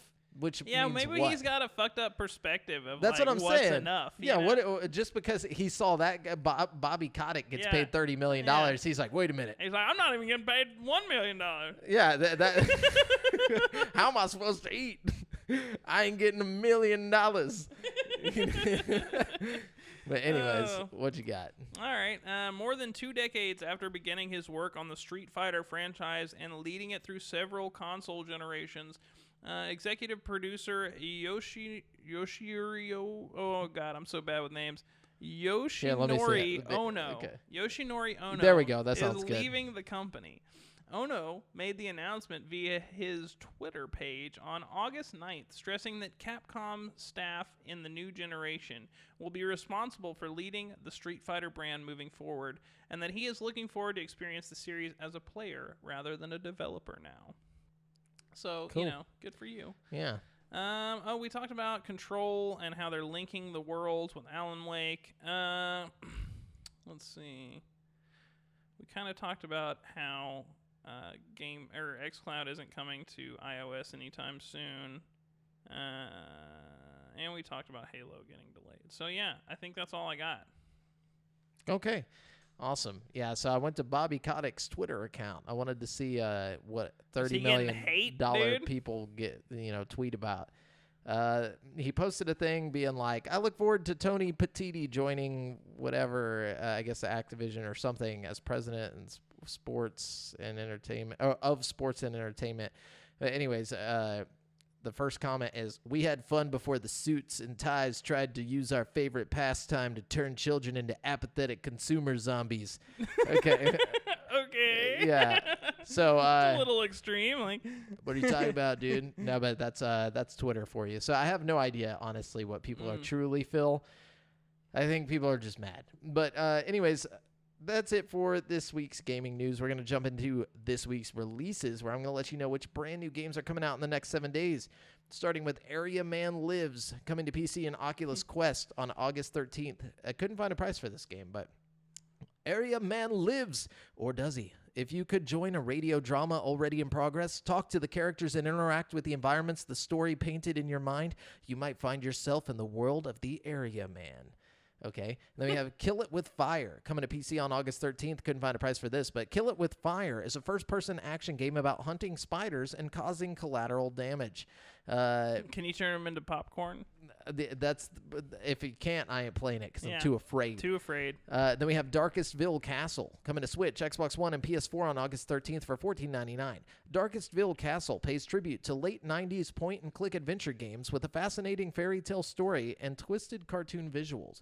I don't know why, but I kind of want to play this. Like, I hope it comes to Game Pass. Like, I feel like I need to see it. You know what I mean? When I saw the visuals for it, and I was like, man, it just took me back to the day. A lot of games are like that for me. Like, the description won't be particularly interesting, but like I see it and just something clicks. I'm like, I gotta play that. You know what I mean? Like, definitely gave me like vibes of like, Monkey Island and stuff like that. I love that. But EA Sports UFC 4. Brent just came. Instacom. Yeah, and it's coming to Xbox One and PS4 on August 14th for $59.99. Nice segue there. In EA Sports UFC 4, the fighter you become is shaped by your fight style, your achievements, and your personality. All of your fights will now feel more authentic with fluid clinch-to-strike combinations that offer more responsive stand-up gameplay. Bro, goodbye life. I can't fucking wait to play that shit, dude. I'm ready to see what you do. You need to stream it on the channel. I hope my skill at the previous game translates into this one, though. I'll be kind of sad because, like, I'm pretty damn good at 3. You know what I mean? And if I just suck at 4, it's gonna kind of be a little sad. I have a feeling that it's just gonna be 3 with like a different coat of paint on it. I hope that it's a little bit like I hope that at least like some like the striking is like 3, so I can like keep my skills. You know what I mean? Yeah, but also I hope they change a few little things. Like, I like 3. I feel like it's almost perfect as far as like the actual gameplay goes. Yeah. But I feel like the story mode could use a lot of work. I really hope we get a more detailed story mode. I think we will. You know what I mean? But overall, 3 is a really, really good game. Like, and I'm so excited to see what they do with 4. I'm sorry, I'm like way too hyped about this. Like, yeah, I figured you were gonna be psyched. It comes out in 3 days. I've already got it pre-ordered and everything. I'm so excited. And then we got Deliver Us the Moon, coming to Switch on August 14th for $29.99. Deliver Us the Moon is set in the near future. Traverse the moon, explore abandoned facilities, and perhaps even uncover some secrets and hidden agendas with the information you gather. I've heard about that game. Yeah, I think we've read it on here as a new release like 50 times, but it's just coming to Switch this time. And then we have Mortal Shell, coming to PS4, Xbox One, and PC on August 18th for $29.99. Mortal Shell is an action RPG that tests your sanity and resilience in a shattered world. And then we have Microsoft Flight Simulator coming to PC on August 18th for $59.99. From light planes to wide-bodied jets, Fly highly detailed and stunning aircraft in an incredibly realistic world in Microsoft Flight Simulator, the next generation of aviation gaming. Sorry, I didn't get to say anything, but I'm hype about Mortal Shell. It looks like kind of like a Soulsborne kind of rip-off game. I think it's going to be tight. Also, very hyped about Microsoft Flight Simulator. I'm pretty hyped about that. I just want to crash into shit. I can't wait to play it on my computer and just see how like dope it looks. Yeah, you know what I mean? How beautiful. Because just the trailer is like, damn, that's really realistic looking. And the people who've played the beta said you can fly basically anywhere in the world. So like, and it's all GPS mapped out. So like, you can like literally fly over your house and like see your actual house and shit. It's pretty crazy. I hope that's the case. I feel like they say that, but every time they say that, it never turns out that way. Yeah. You know, well, we'll have to see. We'll but see, it looks cool. I don't know. Then we have My Universe, My Baby coming to Switch on August 18th for $29.99. Okay. Time to become a parent. In My Universe, My Baby, take care of your dream baby. Teach them new skills and help them grow. Baby? I don't know what that means. You have a dream baby? Like, is that a thing? Baby. Yeah, that's horrifying. Yeah, that's actually probably, if you have a dream baby, you should probably be in prison. Yeah. I'm just gonna. Oh, this is my ideal baby. It's perfect. Just how I imagined. Sounds like something. You sound like someone who would be on Epstein's flight log. Yeah, for real. But Pathfinder Kingmaker Definitive Edition is coming to Xbox One and PS4 on August 18th for $49.99. Pathfinder Kingmaker is the first isometric party-based computer RPG set in the Pathfinder fantasy universe on one of the most popular pen and paper fantasy role-playing games. Or one of the most. Okay. Whatever. Anyways, that's it for this week's releases. So, yeah, if you want some brand new games, those are the ones to check out because there's not much else. But, yeah, so now we are going to jump on over to currently playing. Brent actually just ran to the bathroom, so I'm going to talk about what I've been currently playing, which is Call of Duty Warzone. Surprise, surprise. But Season 5 actually just came out, so I was streaming some of that Season 5 of Warzone. I think, Brent, actually, you played it. You didn't play any Season 5 with me. I played a little. We landed on the train. Yeah, you did play. Okay, so Brent even played some Season 5 with me. We landed on a train, which now rides around. It starts out in, like, the southwest part of the map, and then, like, over by Promenade, and then it moves around. It's kind of interesting. You land on it, and there's like a bunch of rare crates or legendary crates, but you're basically fucked if you land on there. It was a lot of fun though. Yeah, we rode it all. We were all like riding together and stuff. We literally were like, let's see how long we can just ride this fucking train. We had like no ammo or anything. Somebody got a bounty. We probably could have jumped off a little earlier. And we would have been. We would have been fine. But every other time I've tried to land there, it's usually a fight to the death. Like, yeah, we lucked out on that one. Yeah, that was a good time. It was fun. But yeah, so there's that, and then Stadium is now open, which is pretty cool. And there's like little zip lines next to every like tall building that you can just go straight up to the top without having to go inside and like climb the stairs and get fucking ambushed. So that's a pretty cool little thing going on. They added like a new a new gas mask that you can find in legendary crates that last longer. Oh, that's cool. There's just a bunch of cool stuff they added. I've been having a lot of fun in there streaming that with the boys. Anyway, so what have you been playing? Oh, man, let's see. So I actually downloaded Fallout 76 because I was like, okay, we're going to play that shit together. Oh, we need to. You know what I mean? I really wanted to, and then I found out after I downloaded the whole thing that it's not crossplay. So, I mean, I have it on my Xbox already. I just have to hook up my Xbox. It's, like, buried under a bunch of shit. Like, I haven't used my Xbox in a long time. You know what I mean? But I've got Fallout 76 downloaded, and so I actually started playing it because, like, I most of the time when I get around to playing it, it's like 3 a.m. in the morning anyways, you know what I mean? And so I started playing Fallout 76 on my computer, and it is so freaking smooth feeling, like, just, dude. Like, on PC? Yeah.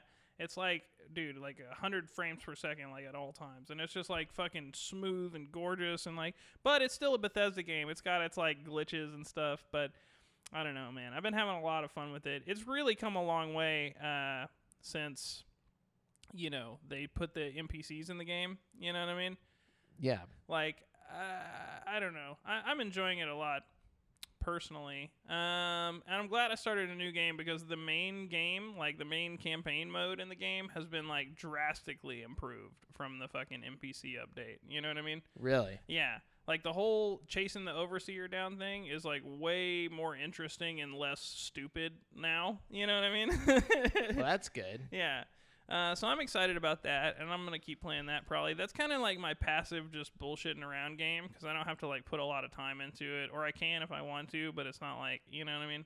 Yeah, you don't have to think too hard. Yeah. So I've been playing that, and then I also got this game for my Quest called Real Fishing VR, which doesn't sound too exciting or anything. Well, I mean, in VR it does. It is. It's so much fun.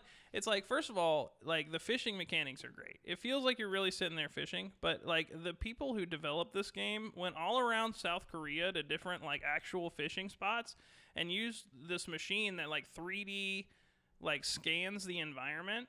And Wow. like, so you have these like ultra realistic environments. Like it really feels like you're just sitting there under a bridge in fucking South Korea fishing. You know what I mean?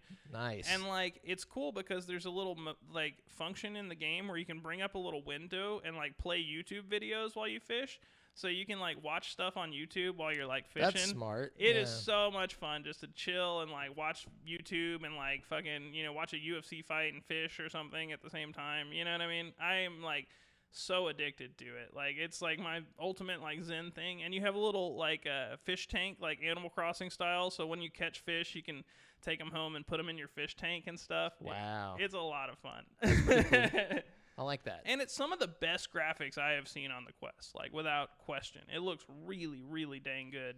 Yeah, I want to see what that looks like. That seems pretty interesting. Yeah. What's So, that called again? Real Fishing VR. Okay. And that's just the Quest version. I think there's probably a PC version that's probably even better. So, Wow. Is that it? Yeah, that's all I've been playing Cool, this week. Cool. All right. Well, you guys can let us know what you've been playing in the stream chat, or you can drop it in the YouTube comments, or you can drop it at facebook.com/group/GameSpeak podcast if you want us to talk with you about what you've been playing. So we're going to just jump on over to the topic of the show. Oh, we got a fun topic this week. Yeah, today's topic of the show is best mini games in video game history. No, but it's really our top picks. So, which means they are the best because we know. Because we're always correct about Papa knows best. Yeah. And mine aren't in any particular order or anything. I just mine got 'em. either. I got 10 of them. Yeah, I've got 10 of them also. Okay. But again, no particular order here. No, and I went with 10 because I'm sure we have some that are, the same. So. Yeah, and there's so many mini games and games to choose from. There's like tons of good options, Oh yeah, and I feel like they don't get the credit they deserve. No. So let's start this out. You want me to start? Yeah, kick it off. What do we got? All right, number 10 for me is casino slot machines from Pokemon. Oh man. Yeah, I spent way too much fucking time Yeah, playing dude. that shit, dude. those are great. And it was rewarding because It you was. could get like a Porygon if you got enough coins. You know what I Oh mean? my gosh, it's so nostalgic to think about. Just just going in there and spending your fucking Pokemon money. Oh yeah, on- walking around the casino pushing A just to find coins on the ground. Yes, dude. It's just like real life, Not in the casino, but like an arcade where you're just like looking for coins on the ground and shit. Like it was such a smart idea. They got rid of the casinos in the Yeah. Pokemon games just because it's gambling. It was controversial for sure. And Fire Red and Leaf Green, they took them out entirely. Little did they know that, whatchamacallit, microtransactions would be a thing of the future. But I really enjoyed the casinos. It was just a nice place to go and chill out, whenever you weren't playing like the main game. Yeah, it was also a nice break from the monotony of the main game. Like that and like Safari Zone and stuff like Yeah. that really kept the original games like feeling fresh. you For know? sure. Yeah. What you got? All right, so my first one I'll talk about, I guess, is batting cages from Yakuza 1 and 2. I haven't played those. Okay. I played Yakuza Kiwami something. But, yeah. You probably that's the But one. I didn't get to the There's batting just, cages it's yet. one of those optional things that you never really like have to do in the game. You know what I mean? But if you choose to, it's a lot of fun. And there's like different scores, and it's really skill based. Like you have to hit the ball at the perfect time to get like a home run. You know what I mean? You have to aim your little thing while you're hitting. So it's like once you start knocking them out of the park and like hit home runs over and over again, you start feeling really good about yourself, and like it's a fun little game, and you can win cool prizes in the game. I don't know. It kind of reminds me of like Shenmue's like mini games. Those are cool too. Yeah, I think Shenmue did it have a baseball mini game too? No, it just had like random arcade. Remember the arcade, and then there's like gambling and like. You know, I know Persona 5 did a baseball mini game just like the Yakuza one, which was real similar. But you know, Yakuza did it first, so you got to give them the credit. You know what I mean? For sure. Number 9 for me. I don't know if many people would consider this a mini game. I consider it a mini game because it was kind of like a compilation of mini games to show off the motion control for the Wii, but Wii Sports, tennis specifically. Wii Sports tennis was just like one of the best mini games ever created. So much fun. Bowling was also great. Bowling was great, but nothing compares to the matches, the heated matches of tennis that would take place, especially whenever it first came out. You know, like honestly, I don't think there was a better motion control game on the fucking Wii. Like there's some great games on the Wii, but that one takes the cake for the motion controls. It was really good. It's good. Although I don't know, I think Skyward Sword might have been the better motion control game. And that's where we differ. No, it's just kidding. The Wii Motion Plus was a game changer. You know was. what I mean? And it did make a big difference. It brought everyone together too. It was Yeah. just such a fun mini game. It had the essence of Nintendo in it. You know, like going back to, you know, like the N64 and stuff like that. It just brings back that heart and soul that Nintendo had. Yeah, you know, I was getting strong vibes like that earlier when I was watching Audra make her Mii on her new DS. Yeah, dude. It was so fun. And like, you know, it's kind of cool with the new 2DS. You like take a picture of yourself, and then it puts the little picture next to your Mii, so you can like do it like feature by feature and have it like exactly like you. Oh yeah, that's awesome. It's pretty sweet.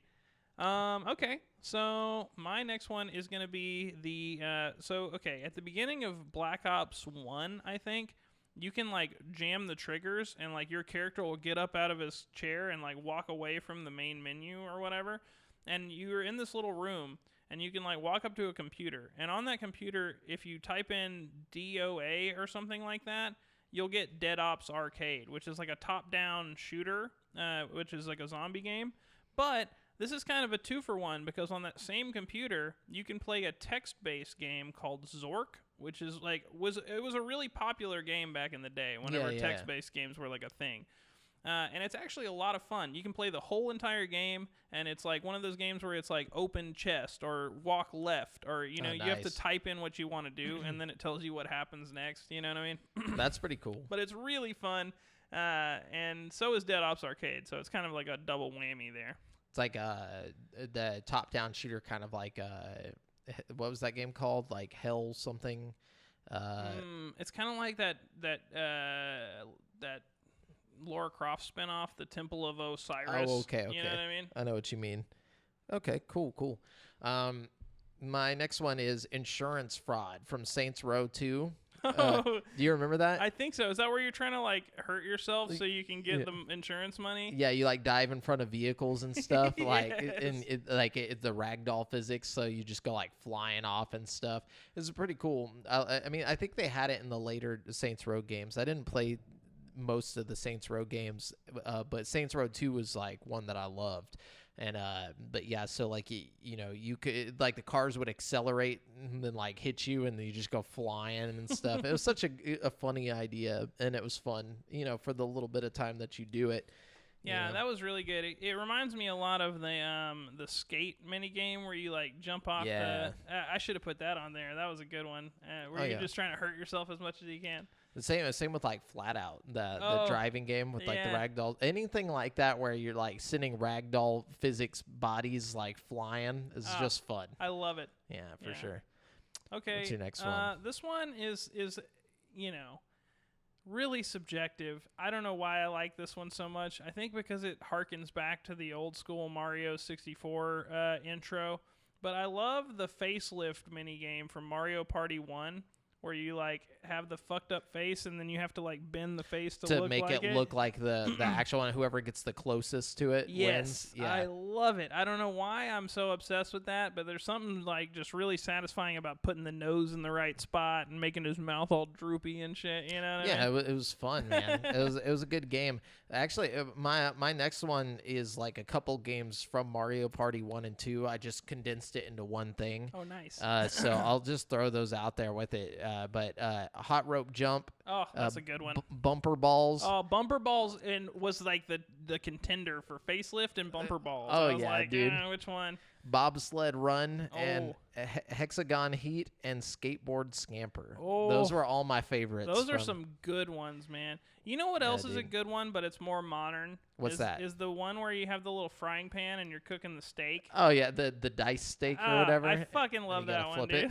dude. I like that one, and I like the one from like back in the day where you have to climb the pirate Oh, yeah. thing or like the They the change boat. it. Sometimes it's a vine, and like Yeah. depending on what game you're playing. I really Yeah. love those for some reason. Mhm. Remember Draw? Oh, Like- Draw was good. Draw! Yeah, Yeah. I think they took that out because of the guns. The guns. Yeah. Well, it became cork guns. Yeah, or they they were changed it always to pop cork guns. in America, and in Japan, I think it was like a real gun. And blood splattered all over. Like, just Like kill the Matrix, Toad. just like Yeah.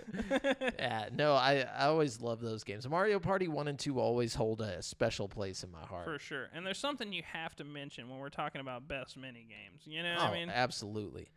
Yeah. What do you got? Okay, so I always like the test your might parts of the Mortal Kombat games. Oh, yeah. Test your might. Test your might. You know what I mean? Yeah. I love that. And it's different in every Mortal Kombat game. Like sometimes you're like mashing A to like karate chop a board or Break ice. something like that. But it's always something where it's like you just push a bunch of buttons really fast and see if you're good, you know? I don't know. It was always satisfying to me, and it was always a nice little break from like the main game. You Yeah, know? for sure.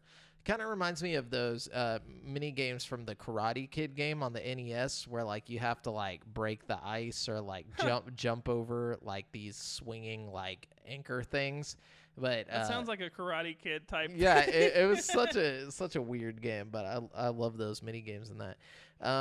Okay, so my next one is Armies of the Night from the Warriors, which is like a 2D side scroller, like homage to Double Dragon. This was in the Warriors? Yeah, you have to beat the game to unlock it. Like in the PSP version, I think it's like already unlocked at the beginning, but like I had to beat the whole game to get it. But basically, it was just a beat 'em up side scroller. But you play as Ajax or you play as Swan. But if you do co-op, you play as Swan and Ajax. And then at the end, like the whole point of the game is you're trying to save Mercy, which is like Swan's girlfriend, you know. And like at the beginning, it pulls the whole thing from Double Dragon, where they like punch her in the stomach and throw her over their shoulder, and they just walk off, and you come out of a garage, and like you just start walking down the street and beating people up. And whenever you get to the end of the game, if you're playing co-op, you and Ajax have to fight each other to see who gets to take Swan back. You know, so That's fun. yeah, it's a really cool game. So you're working together the whole game, and then at the end you have to fight. Man, So, that's like a whole game sounding game in there. That's, It is. That's a good time. I think it's like 6 levels, but it's still really good. Yeah. I always loved it, and like I love, and like it actually unlocks characters for the multiplayer like Rumble mode. Whenever you play through, I think you unlock like something like 13 characters out of it. Wow. But yeah, good game. That's sick. Okay. Let's see. So my next one is gonna be Poker from Red Dead Redemption. You know, it's nothing special. It's poker. But you know in what I mean? Red Dead Redemption, Yeah, but it's like there's something magical about losing all your money and then just standing up and shooting everybody at the table and walking out of the saloon. you riding tell off me on you've your never horse. wanted to do that in real life when Yeah. you're playing poker. I'm telling you. I mean, it's just, you know, you go all in, you lose, you kill everybody. Yeah. You know? More, it's almost like you're not going all in. And when you win, you know, you can get the high stakes poker tables and really make some money in Red Dead if you know how to play poker. You know, it's a good time. Nice. Yeah, that's cool. So my next one is the Riddler's like riddle stuff in Arkham Knight. Oh yeah, those were fun. I always I like things like that where it's like collectathon, but you have to think to Yeah. get them. You know, they're not always the hardest thing, but some No, of them were like, some of them were hard. Yeah. yeah. So I definitely like those. It was always satisfying though. The hard ones were satisfying. The easy ones were satisfying. Mhm. Just like I don't know. Just collecting it all. Yeah. I'm somebody that likes to 100% shit. So, you know, whenever it comes to games. But yeah, so that's one of mine. What's your next one? So my next one is gonna be it's from the DLC from Resident Evil 7. It's from Banned Footage Volume 1. It's Blackjack. Basically, the bad guy, the son bad guy from Resident Evil 7 has you tied up, and he's got your fingers hooked up to this thing that'll like chop your fingers off if you lose a round of blackjack, and you gotta like keep all your fingers and beat all these like different people at blackjack, and like they'll like electrocute you and chop your fingers off, and like you can do the whole thing in VR. I don't know. I feel like I wouldn't be able to pay attention to what I'm doing if my finger got cut off. That's like the whole point, I think, kind of. Is like it's kind of trying to distract you with this weird, like, bloody finger, and you're all strapped in and squirming and shit. Oh, I just mean in real life. Because, like, in the game, I could definitely be like, ah, damn, that sucks. Yeah. But, like, in real life, I'd be like, how the fuck am I supposed to play blackjack? I'm in a lot of pain right now, you know? I would probably just pass out after Yeah. you chop my first finger off. I'd wake up with all of my fingers gone. Yeah. Yeah. It'd suck. Like, damn. But, yeah, no, that's a good one. I think you just like to gamble. I do. Yeah. You know? I do. So my next one is the Chow Garden in Sonic Adventure 2 Battle. So basically, it's kind of like Tamagotchi pets, but way cooler. So like you get eggs throughout like the game that you know, they all end up in this like garden called the Chow Garden, where they'll eventually hatch and be these little chaos babies. I call them Chow babies. I don't really know what they're called, but you train them to be good at swimming and running and fighting, so they can like win you prizes and stuff, and like, you know, 100% the game. But they can be good or evil depending on how you treat them, and you know, also giving them like these little animals that you find in the main game will like change their appearance and stuff. It's always a cool little thing. And like on the Dreamcast version of Sonic Adventure, you could take that little memory card thing with the screen on it, and like you could put them onto that and then like take them with you. Oh, that's fun. And just turn them into real Tamagotchis. That's So, really fun. Yeah, pretty cool. I like that. One of my favorites. Okay, so I got to go back to the gambling on mine again. My next one is Grand Theft Auto 5's Casino Horse Racing. Oh, wow. Horse racing. It doesn't sound fun, but it is like the most exciting bullshit ever. Like you place your bet. First of all, you can win shitloads of money like this. It's the most lucrative way to gamble in Grand Theft Auto. And like you can put your bet down or whatever on the horse, and then you watch these little fake horses go across the screen, and the announcer guy says some dumb shit, and it's like always, it's like funny and like, I don't know, entertaining, and I could sit there for hours. But Like how I have sat there for hours playing this shit. Is it all just chance? Yeah, kind of. I mean, like so each horse has their own little rating on like how likely they are to win, and like the less likely they are to win, the bigger the payout is. You know what I mean? So you can take a chance and bet on like the 32-1 underdog or whatever, and if he wins, then your payout's gonna be like huge. You know what I mean? Okay, that's pretty cool. It's a lot of fun. It sounds stupid, but it's a lot of fun. And if you get a lot of people in a lobby in the same casino, you can all play together, and you can all bet on different horses and stuff, and like, you know, root for your horse and shit. It's a good time. I like that. That's what I like to hear. Horse racing. My next one is Fishing an Ocarina of Time. Oh, you to gotta get put that that heart on piece. there. Yeah, dude.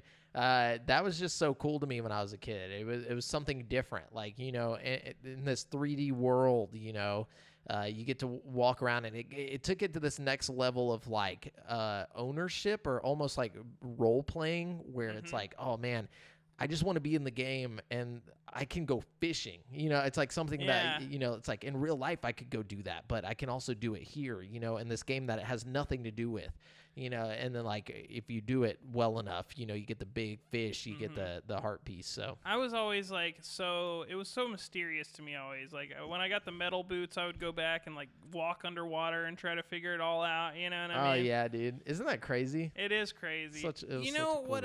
game. The other Zelda game had a good fishing mini game in it too. The one on Game Boy Color, I think, or normal Game Boy, Link's Awakening. Yeah, Link's Awakening. It had a dope fishing game in it too. It did, but nothing quite like this one for me, at least. Like, and I love Link's Awakening. Yeah. I got it on Switch. I got the the remake version, and it was cool, but just nowhere near like that. Something about it, like how you said it was so mysterious. Like it just like I don't know why, but like Ocarina of Time had this whole mystique to it that just really made it more interesting to me. Yeah, you're definitely right about that. But yeah, what you got? Okay, so my next one is going to be bowling from Grand Theft Auto 4. It was like a fully fleshed out bowling game. What the fuck? It was a lot of fun. I would imagine it would be like hitting people with your car, but like I guess if it's just real bowling. No, it's right? like you'd go to the bowling alley and play like fucking a full game of bowling against Nico, And if you lost, you could shoot everybody in the bowling alley. Yeah, I like it. You go all in. Yeah. And then you just kill everyone. Yeah. Yeah. Okay, I like that. Yeah. My next one is the Pokewalker, which now I went and looked this up. If you want a Pokewalker, so you know what the Pokewalker is, right? I have no idea. So it's like this little pedometer, like a step counter that came with Pokemon Heart Gold and Soul Silver whenever they first came out, and like basically you could send Pokemon from Soul Silver or Heart Gold and Soul Silver to the pedometer, and whenever you would walk around, after you walked like a certain amount of steps, you would get like some wattage, like from the new games. Like wattage counts as like, I guess, like currency. But like anyways, so you would get some wattage, and you could also raise the Pokemon by one level, and then you would have to send it back, and then you could send it back again and raise it another level. But you could only raise one level at a time, like whenever it was sent to the thing. But it was cool because they would pop up on the little screen as like, little like digital, Pokemon, and they would just be chilling there. And there's like little mini games and stuff you could do with it, but you would get prizes and things like that. And you could also find Pokemon like out while you were walking on the pedometer. It was like the original Pokemon Go in a way. I was about to say, like I'm seeing a lot of like, Pokemon Go parallels here. It really was, but I went and looked this up. I tried to find. I have one of these. I have a Pokemon or a Pokewalker, but they're like, if you have a Pokewalker with Heart Gold, I think it's like $300 now. Holy it's fucking fuck. stupid, dude. Jeez. It's crazy. Like I didn't realize how much these things are worth now. But it's like I consider it a mini game because it's not something that you can do with any other Pokemon game, and it's just a little side thing that like you didn't have to have the pedometer to play this game. Like it just came with it, and like you can go buy the like Heart Gold and Soul Silver right now on eBay without the pedometer and be fine. Yeah, you know? you could get a digital version of Heart Gold and Soul Silver on the DS or something like Yeah. that. Yeah. Yeah, and you don't need the pedometer. But anyways, Pokewalker. That's Really cool. Yeah, very interesting. Okay. My next one is going to be darts from Shenmue. Oh yeah. I spent way too much time playing darts in Shenmue. I don't know why. I like darts in general. You know what me I mean? too. And I'm pretty bad at it in real life, but in video games, I kill it. Fucking good, dude. Yeah, baby Ryu, dude. I heard there's a dope darts minigame in Final Fantasy VII Remake, but I haven't played it yet, so I can't confirm. Oh, I thought you played that already. No, I will. It's on the agenda. Gotcha. Yeah, my final one is Pazak from KOTOR. Oh yeah, you gotta have Pazak on there. Yeah, Pazak. It's just like, Fuck Gwent. No, I'm just kidding. dude. A lot of people like Gwent for some reason. No, Gwent's really involved. I mean, it's like a legit fucking game. You know what I mean? Legit ass card game. Yeah.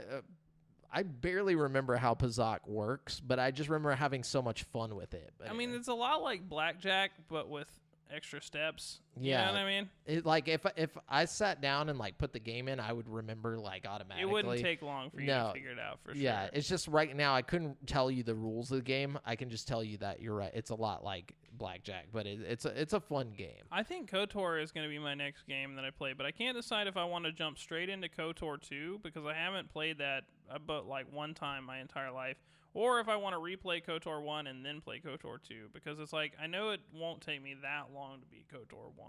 You know what I mean? But I've already played KOTOR 1 like 500,000 times. Yeah, you know what I mean? I say go to KOTOR 2, dude. Yeah, I think I will. Just try it out because you already know the story. It's not like like you're by gonna be heart, confused. I know like the good ending and the bad ending and everything. Yeah, exactly.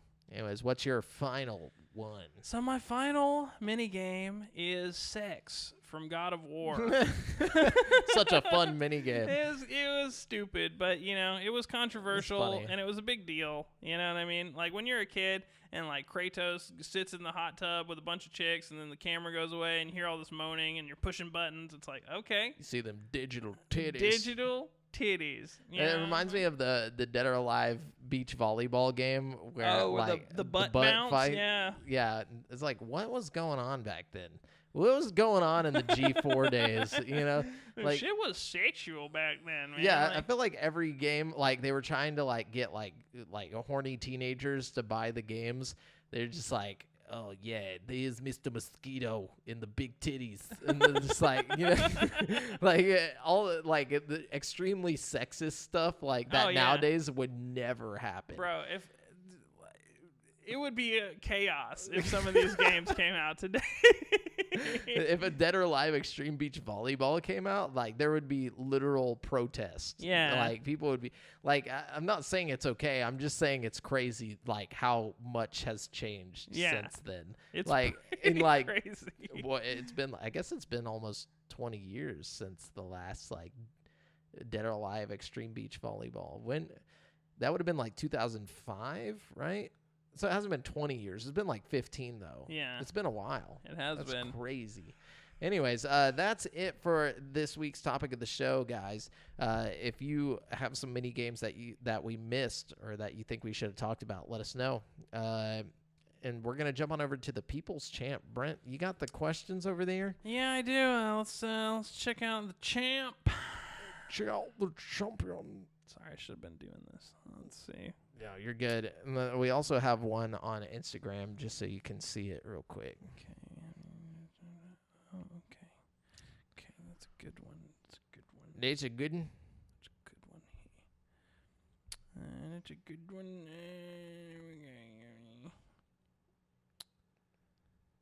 Good call. No, I'm just kidding.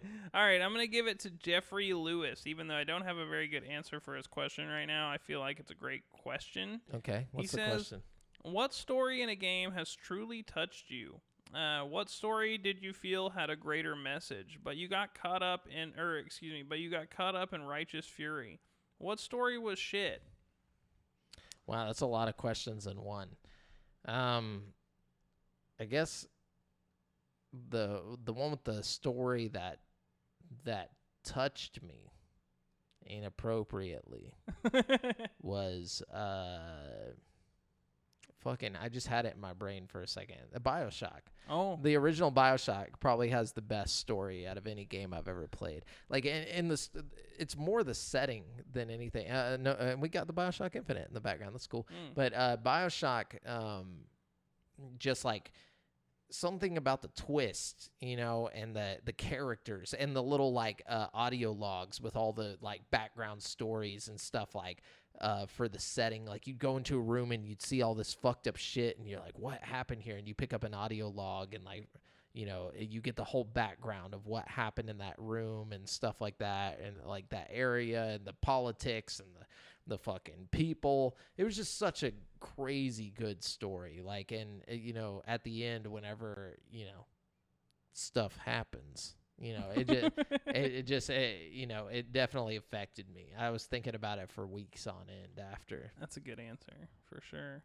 Yeah. I think for me, a game that truly touched me was probably God of War 2018.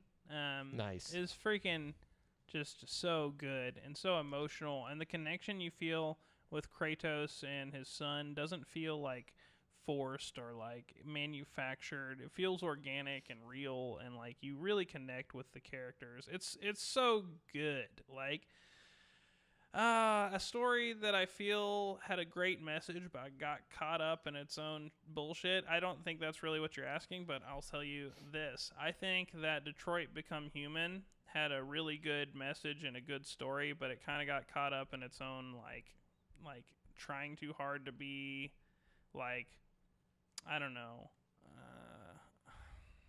I don't know how to explain it. It was just trying too hard a little bit.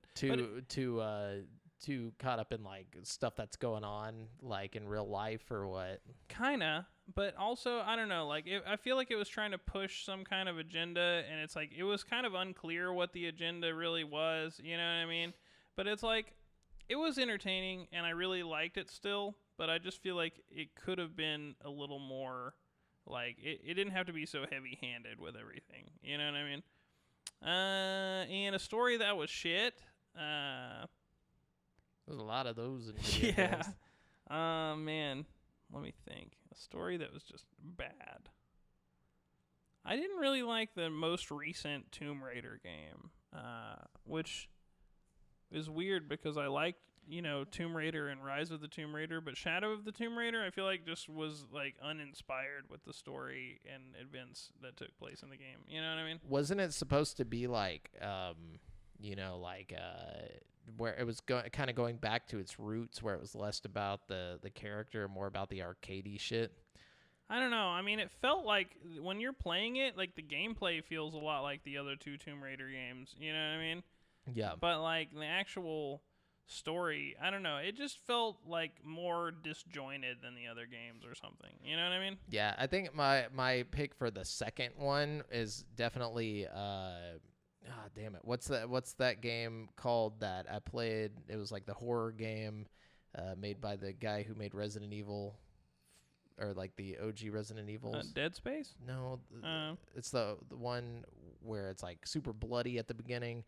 You like slide down like a bloody. The Evil Within. Evil Within. I actually really like that game. I like the game. The story was just like, all right. I really don't even understand what the fuck is happening. I right feel now. like the Evil Within story kind of crumbled under its own weight at the end of the story a little bit. Yeah, because it wouldn't fucking end. Like, Yeah. it just kept going back and forth. Like, you kept waking up in the asylum place, and then you're there, and then you're in the asylum. And I'm like, okay, this is the last one. I know it. I feel like I'm at the end. Oh, you're in the asylum again. It's like, seriously? I don't know why I enjoyed that game so much. I played it recently, and like I had played it like 2 or 3 times before the time I played it recently, and like just given up after like a level or two and been like, this isn't for me. But then I went back to it like recently and played all the way through it, and like I really loved it. Oh, I love the game. Don't get me wrong. Like, the gameplay is great. I love the I think Resident it's the Evil ambience of it, mechanics and stuff. But I'd never play. I want to play the second one. I heard the second one's actually better than the first one. Yeah, so I've got the second one downloaded on my computer right now, and I'm ready to play it. I got it for like $7, so cool. I'm hyped. So thanks for the People's Champ question. What's the listener questions? Okay, we got Jason here, Jason Domican. He says, okay, help me out. Surely all gamers love some pixel porn, right? What? I don't know, Jason. What is pixel porn? It's where the pixels are fucking, dog. Wait, are you sure? No, I don't know. Does he mean actual pornography, or does he mean probably is it like beautiful pixels, like somebody made some great? I think he's pixel talking art. about actual pornography. He says, "Come on, we all been teens." He says, "So." Yeah. Sorry, you gotta have the context Sorry. No, it's okay. He says, so you get 2 characters from any game to have one night of threesome madness. Wait, 2 characters? I'm the third person in this. You're the third person. He said, word around town is Pac-Man is a good lay. So... That's hilarious. Yeah. I don't know about all gamers having that situation. I could see, like, okay, teenage self playing Dead or Alive. Yeah, I was like, damn, look at this.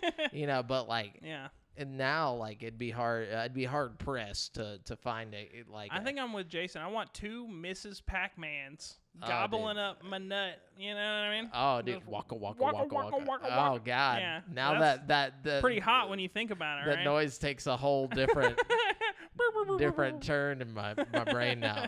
Yeah. I guess if we have to do this, I'm gonna have to go with like We have to do this. you put me in this position, Jason.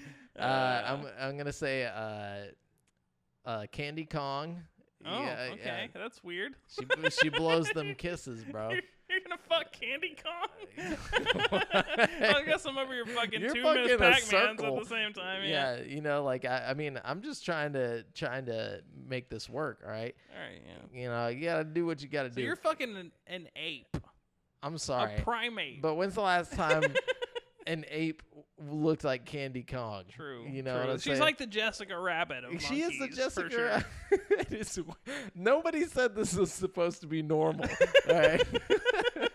You went with Mrs. Pac-Man. He went with Pac-Man. All right. Yeah, I'm gonna yeah. go Candy Kong, and then if this has to be a 3-way. Yeah, it's got to be a 3-way. Oh man, who else could I throw in here? Miss Pac-Man. Walk, walk, walk, walk. I'm like, please get me out of this hell. Sounds horrible. Probably Hitomi from Soul Calibur. Oh, okay. I think that's what her name is, if I remember right. I know there's a Hitomi in Dead or Alive. I'm thinking of Dead or Alive. Yeah, Yeah. Hitomi from Dead or Alive. Yeah, Yeah, she's that's a pretty good one. Yeah. Yeah. So it's gonna be me, Candy Kong.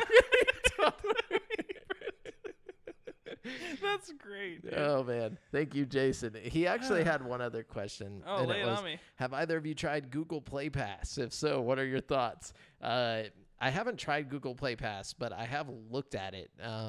And basically, you pay like $4.99 a month, and you get access to like over 350 apps like that normally cost money. So that's pretty cool. I think it's Yeah. a good idea. It's not a very steep price either. You No, know? $5. I mean, especially if it has like apps for like editing and stuff like that I could use functionally. Mhm.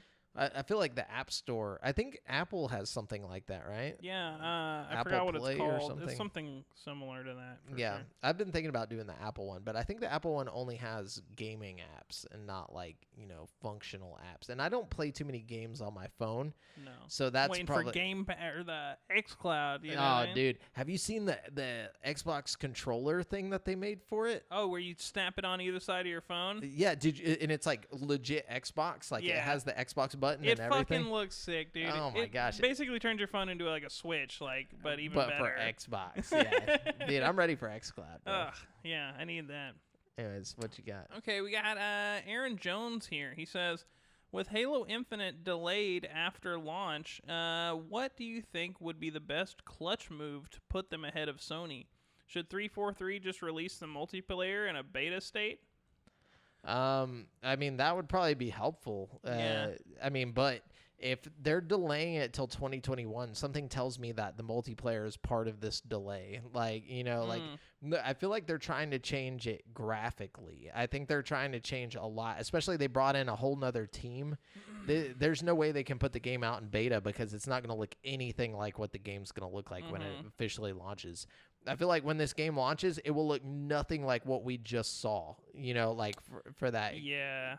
Xbox event, that I think showcase. that's probably one of the big reasons they're doing all this, yeah. Yeah. I mean, really, there's not much Xbox can do at this point. Unless there's something else they haven't showed off yet. You know what I mean? They said there's more coming at the next game show or whatever, but there's nothing they could show that will come out at the initial launch. You know what I'm saying? Like, unless they show Fable gameplay and it's amazing, and they show off that other game that is supposed to be like the Skyrim competitor, and they're like, we're moving it forward and it's gonna be here like the first month or whatever. Like, unless they do something like that, or they announce console pricing and it's like $100 cheaper than PlayStation, like they're basically fucked. see, that's something they could do is drastically undercut the price of PlayStation, Like, okay, here's a thought. Here's something that Xbox could do to really save their tail. They announce the price, okay? And then PlayStation announces their price, and it's exactly the same. You know what I mean? Then Xbox drops the Series S. That's $100 cheaper. Yeah, You know that's what I'm saying. It's $100 cheaper on all fronts. Like, it's $100 cheaper on their discless and $100 cheaper on their main line console. And I mean, like, at that point, I think even PlayStation fanboys would be hard pressed not to get the Xbox. You know, like, I think it'd be a lot easier to transition to Xbox if you knew you were saving $100 no matter what, like, for the True. console. But that still might not even save them, just because people love them exclusives. And right now, Xbox ain't looking too hot on them exclusives. Yeah, and I think, just judging by PlayStation's track record, they look like they're suiting up for another fucking awesome year, or awesome couple years. Oh, yeah. I don't know, Definitely. Well, thanks for the questions. That's all of them, right? Yeah, that's all we got over here. All right. Well, we're going to round out the show with Brent. Lubago Video Game Trivia Challenge! This is the show where your wits will be challenged and your mind will be flexed. All right, are you ready to play Who Wants to Be a Millionaire? Yes. This week's topic is shit I found on Did You Know Gaming. Ooh, I like that. That's good stuff on there. Yeah, they got some good ones. Okay. All right. All right, number 1. What is the European title of the DS game Feel the Magic? Is it A, Sexy Sexy Fun Time, B, Project Rub, C, Hyper Kiss, D, Feel the Passion? It's Project Rub. Hey, you got it. Yeah. You got it. Good one. Oh, my thing went away. Okay, hold on. Where is my thing? Where is my thing? Okay, number 2. Mind Quiz, your brain coach for DS, was pulled from store shelves in the United Kingdom after what offensive term appeared in the game? A, retard, B, fuck, C, spastic, or D, hell?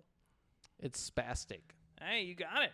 which All right. basically means retard in Yeah. the UK or Yeah. something. I don't know. Apparently, it was left in the Australian version because they don't care down there. Yeah, you let us know, Jason. Is spastic like a bad Offensive? term? Yeah. Like, I don't know. All right, number 3. What was Hori, the controller company, for their first ever... Hori in the blind forest. Okay, What was their first ever controller to launch in the U.S.? Was it A, a sniper rifle light gun for the Xbox, B, a dance pad for the PS2, C, a Katana controller for the PS2, or D, an original Xbox controller with fans to cool your hands? Hori, they did the Hori gamepad, right? So I'm thinking it's probably the controller with the little fans. Oh, unfortunately, it was the Katana controller for the PS2. It actually okay. had a little motion controller in it, and you swung the sword around and fought people in this ninja game. Nice. Yeah, it looked pretty cool. That's pretty cool. All right, number 4. What year did the PS2 launch in Brazil? Oh God. Was it A, 2000, B, 2002, C, 2004, or D, 2009? In Brazil, In Brazil. the PS2. Yes. I'm gonna say 2009. Ah, you got it. Yeah. Way later than it should have, for sure. Yeah, I mean, it has a lot to do with, like, whenever I went to Jordan in 2000, it was not super recent, but it was pretty recent. Like, I was 21.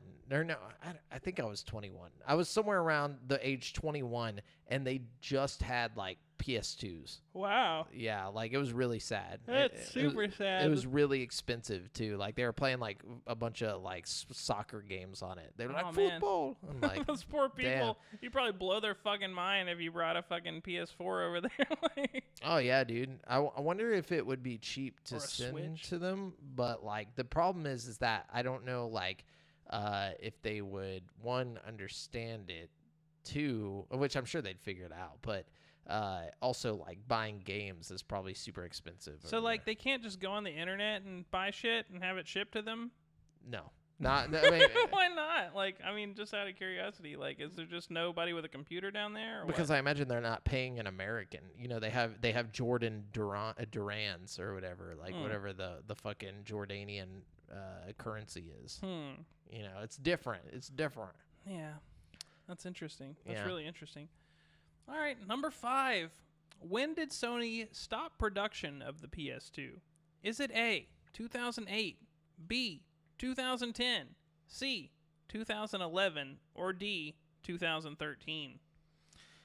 Okay, so the PS3 came out in 2007 or 2006, somewhere around there. So I'm going to say 2013. Oh, you got it. Yeah. That's right.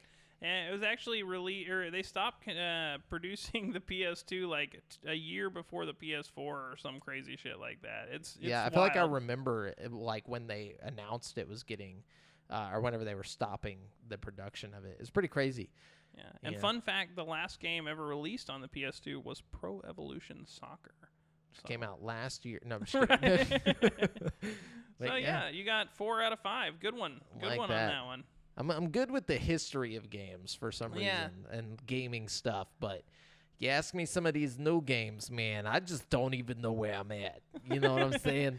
But remember, guys, you've been listening to GameSpeak Podcast, courtesy of GameSpeakPodcast.com. I'm sorry, guys. The show posts for free every Wednesday on all podcast platforms. Be sure to submit any questions you want us to read on the show to GameSpeak Podcast Facebook group at facebook.com/groups/GameSpeak Podcast.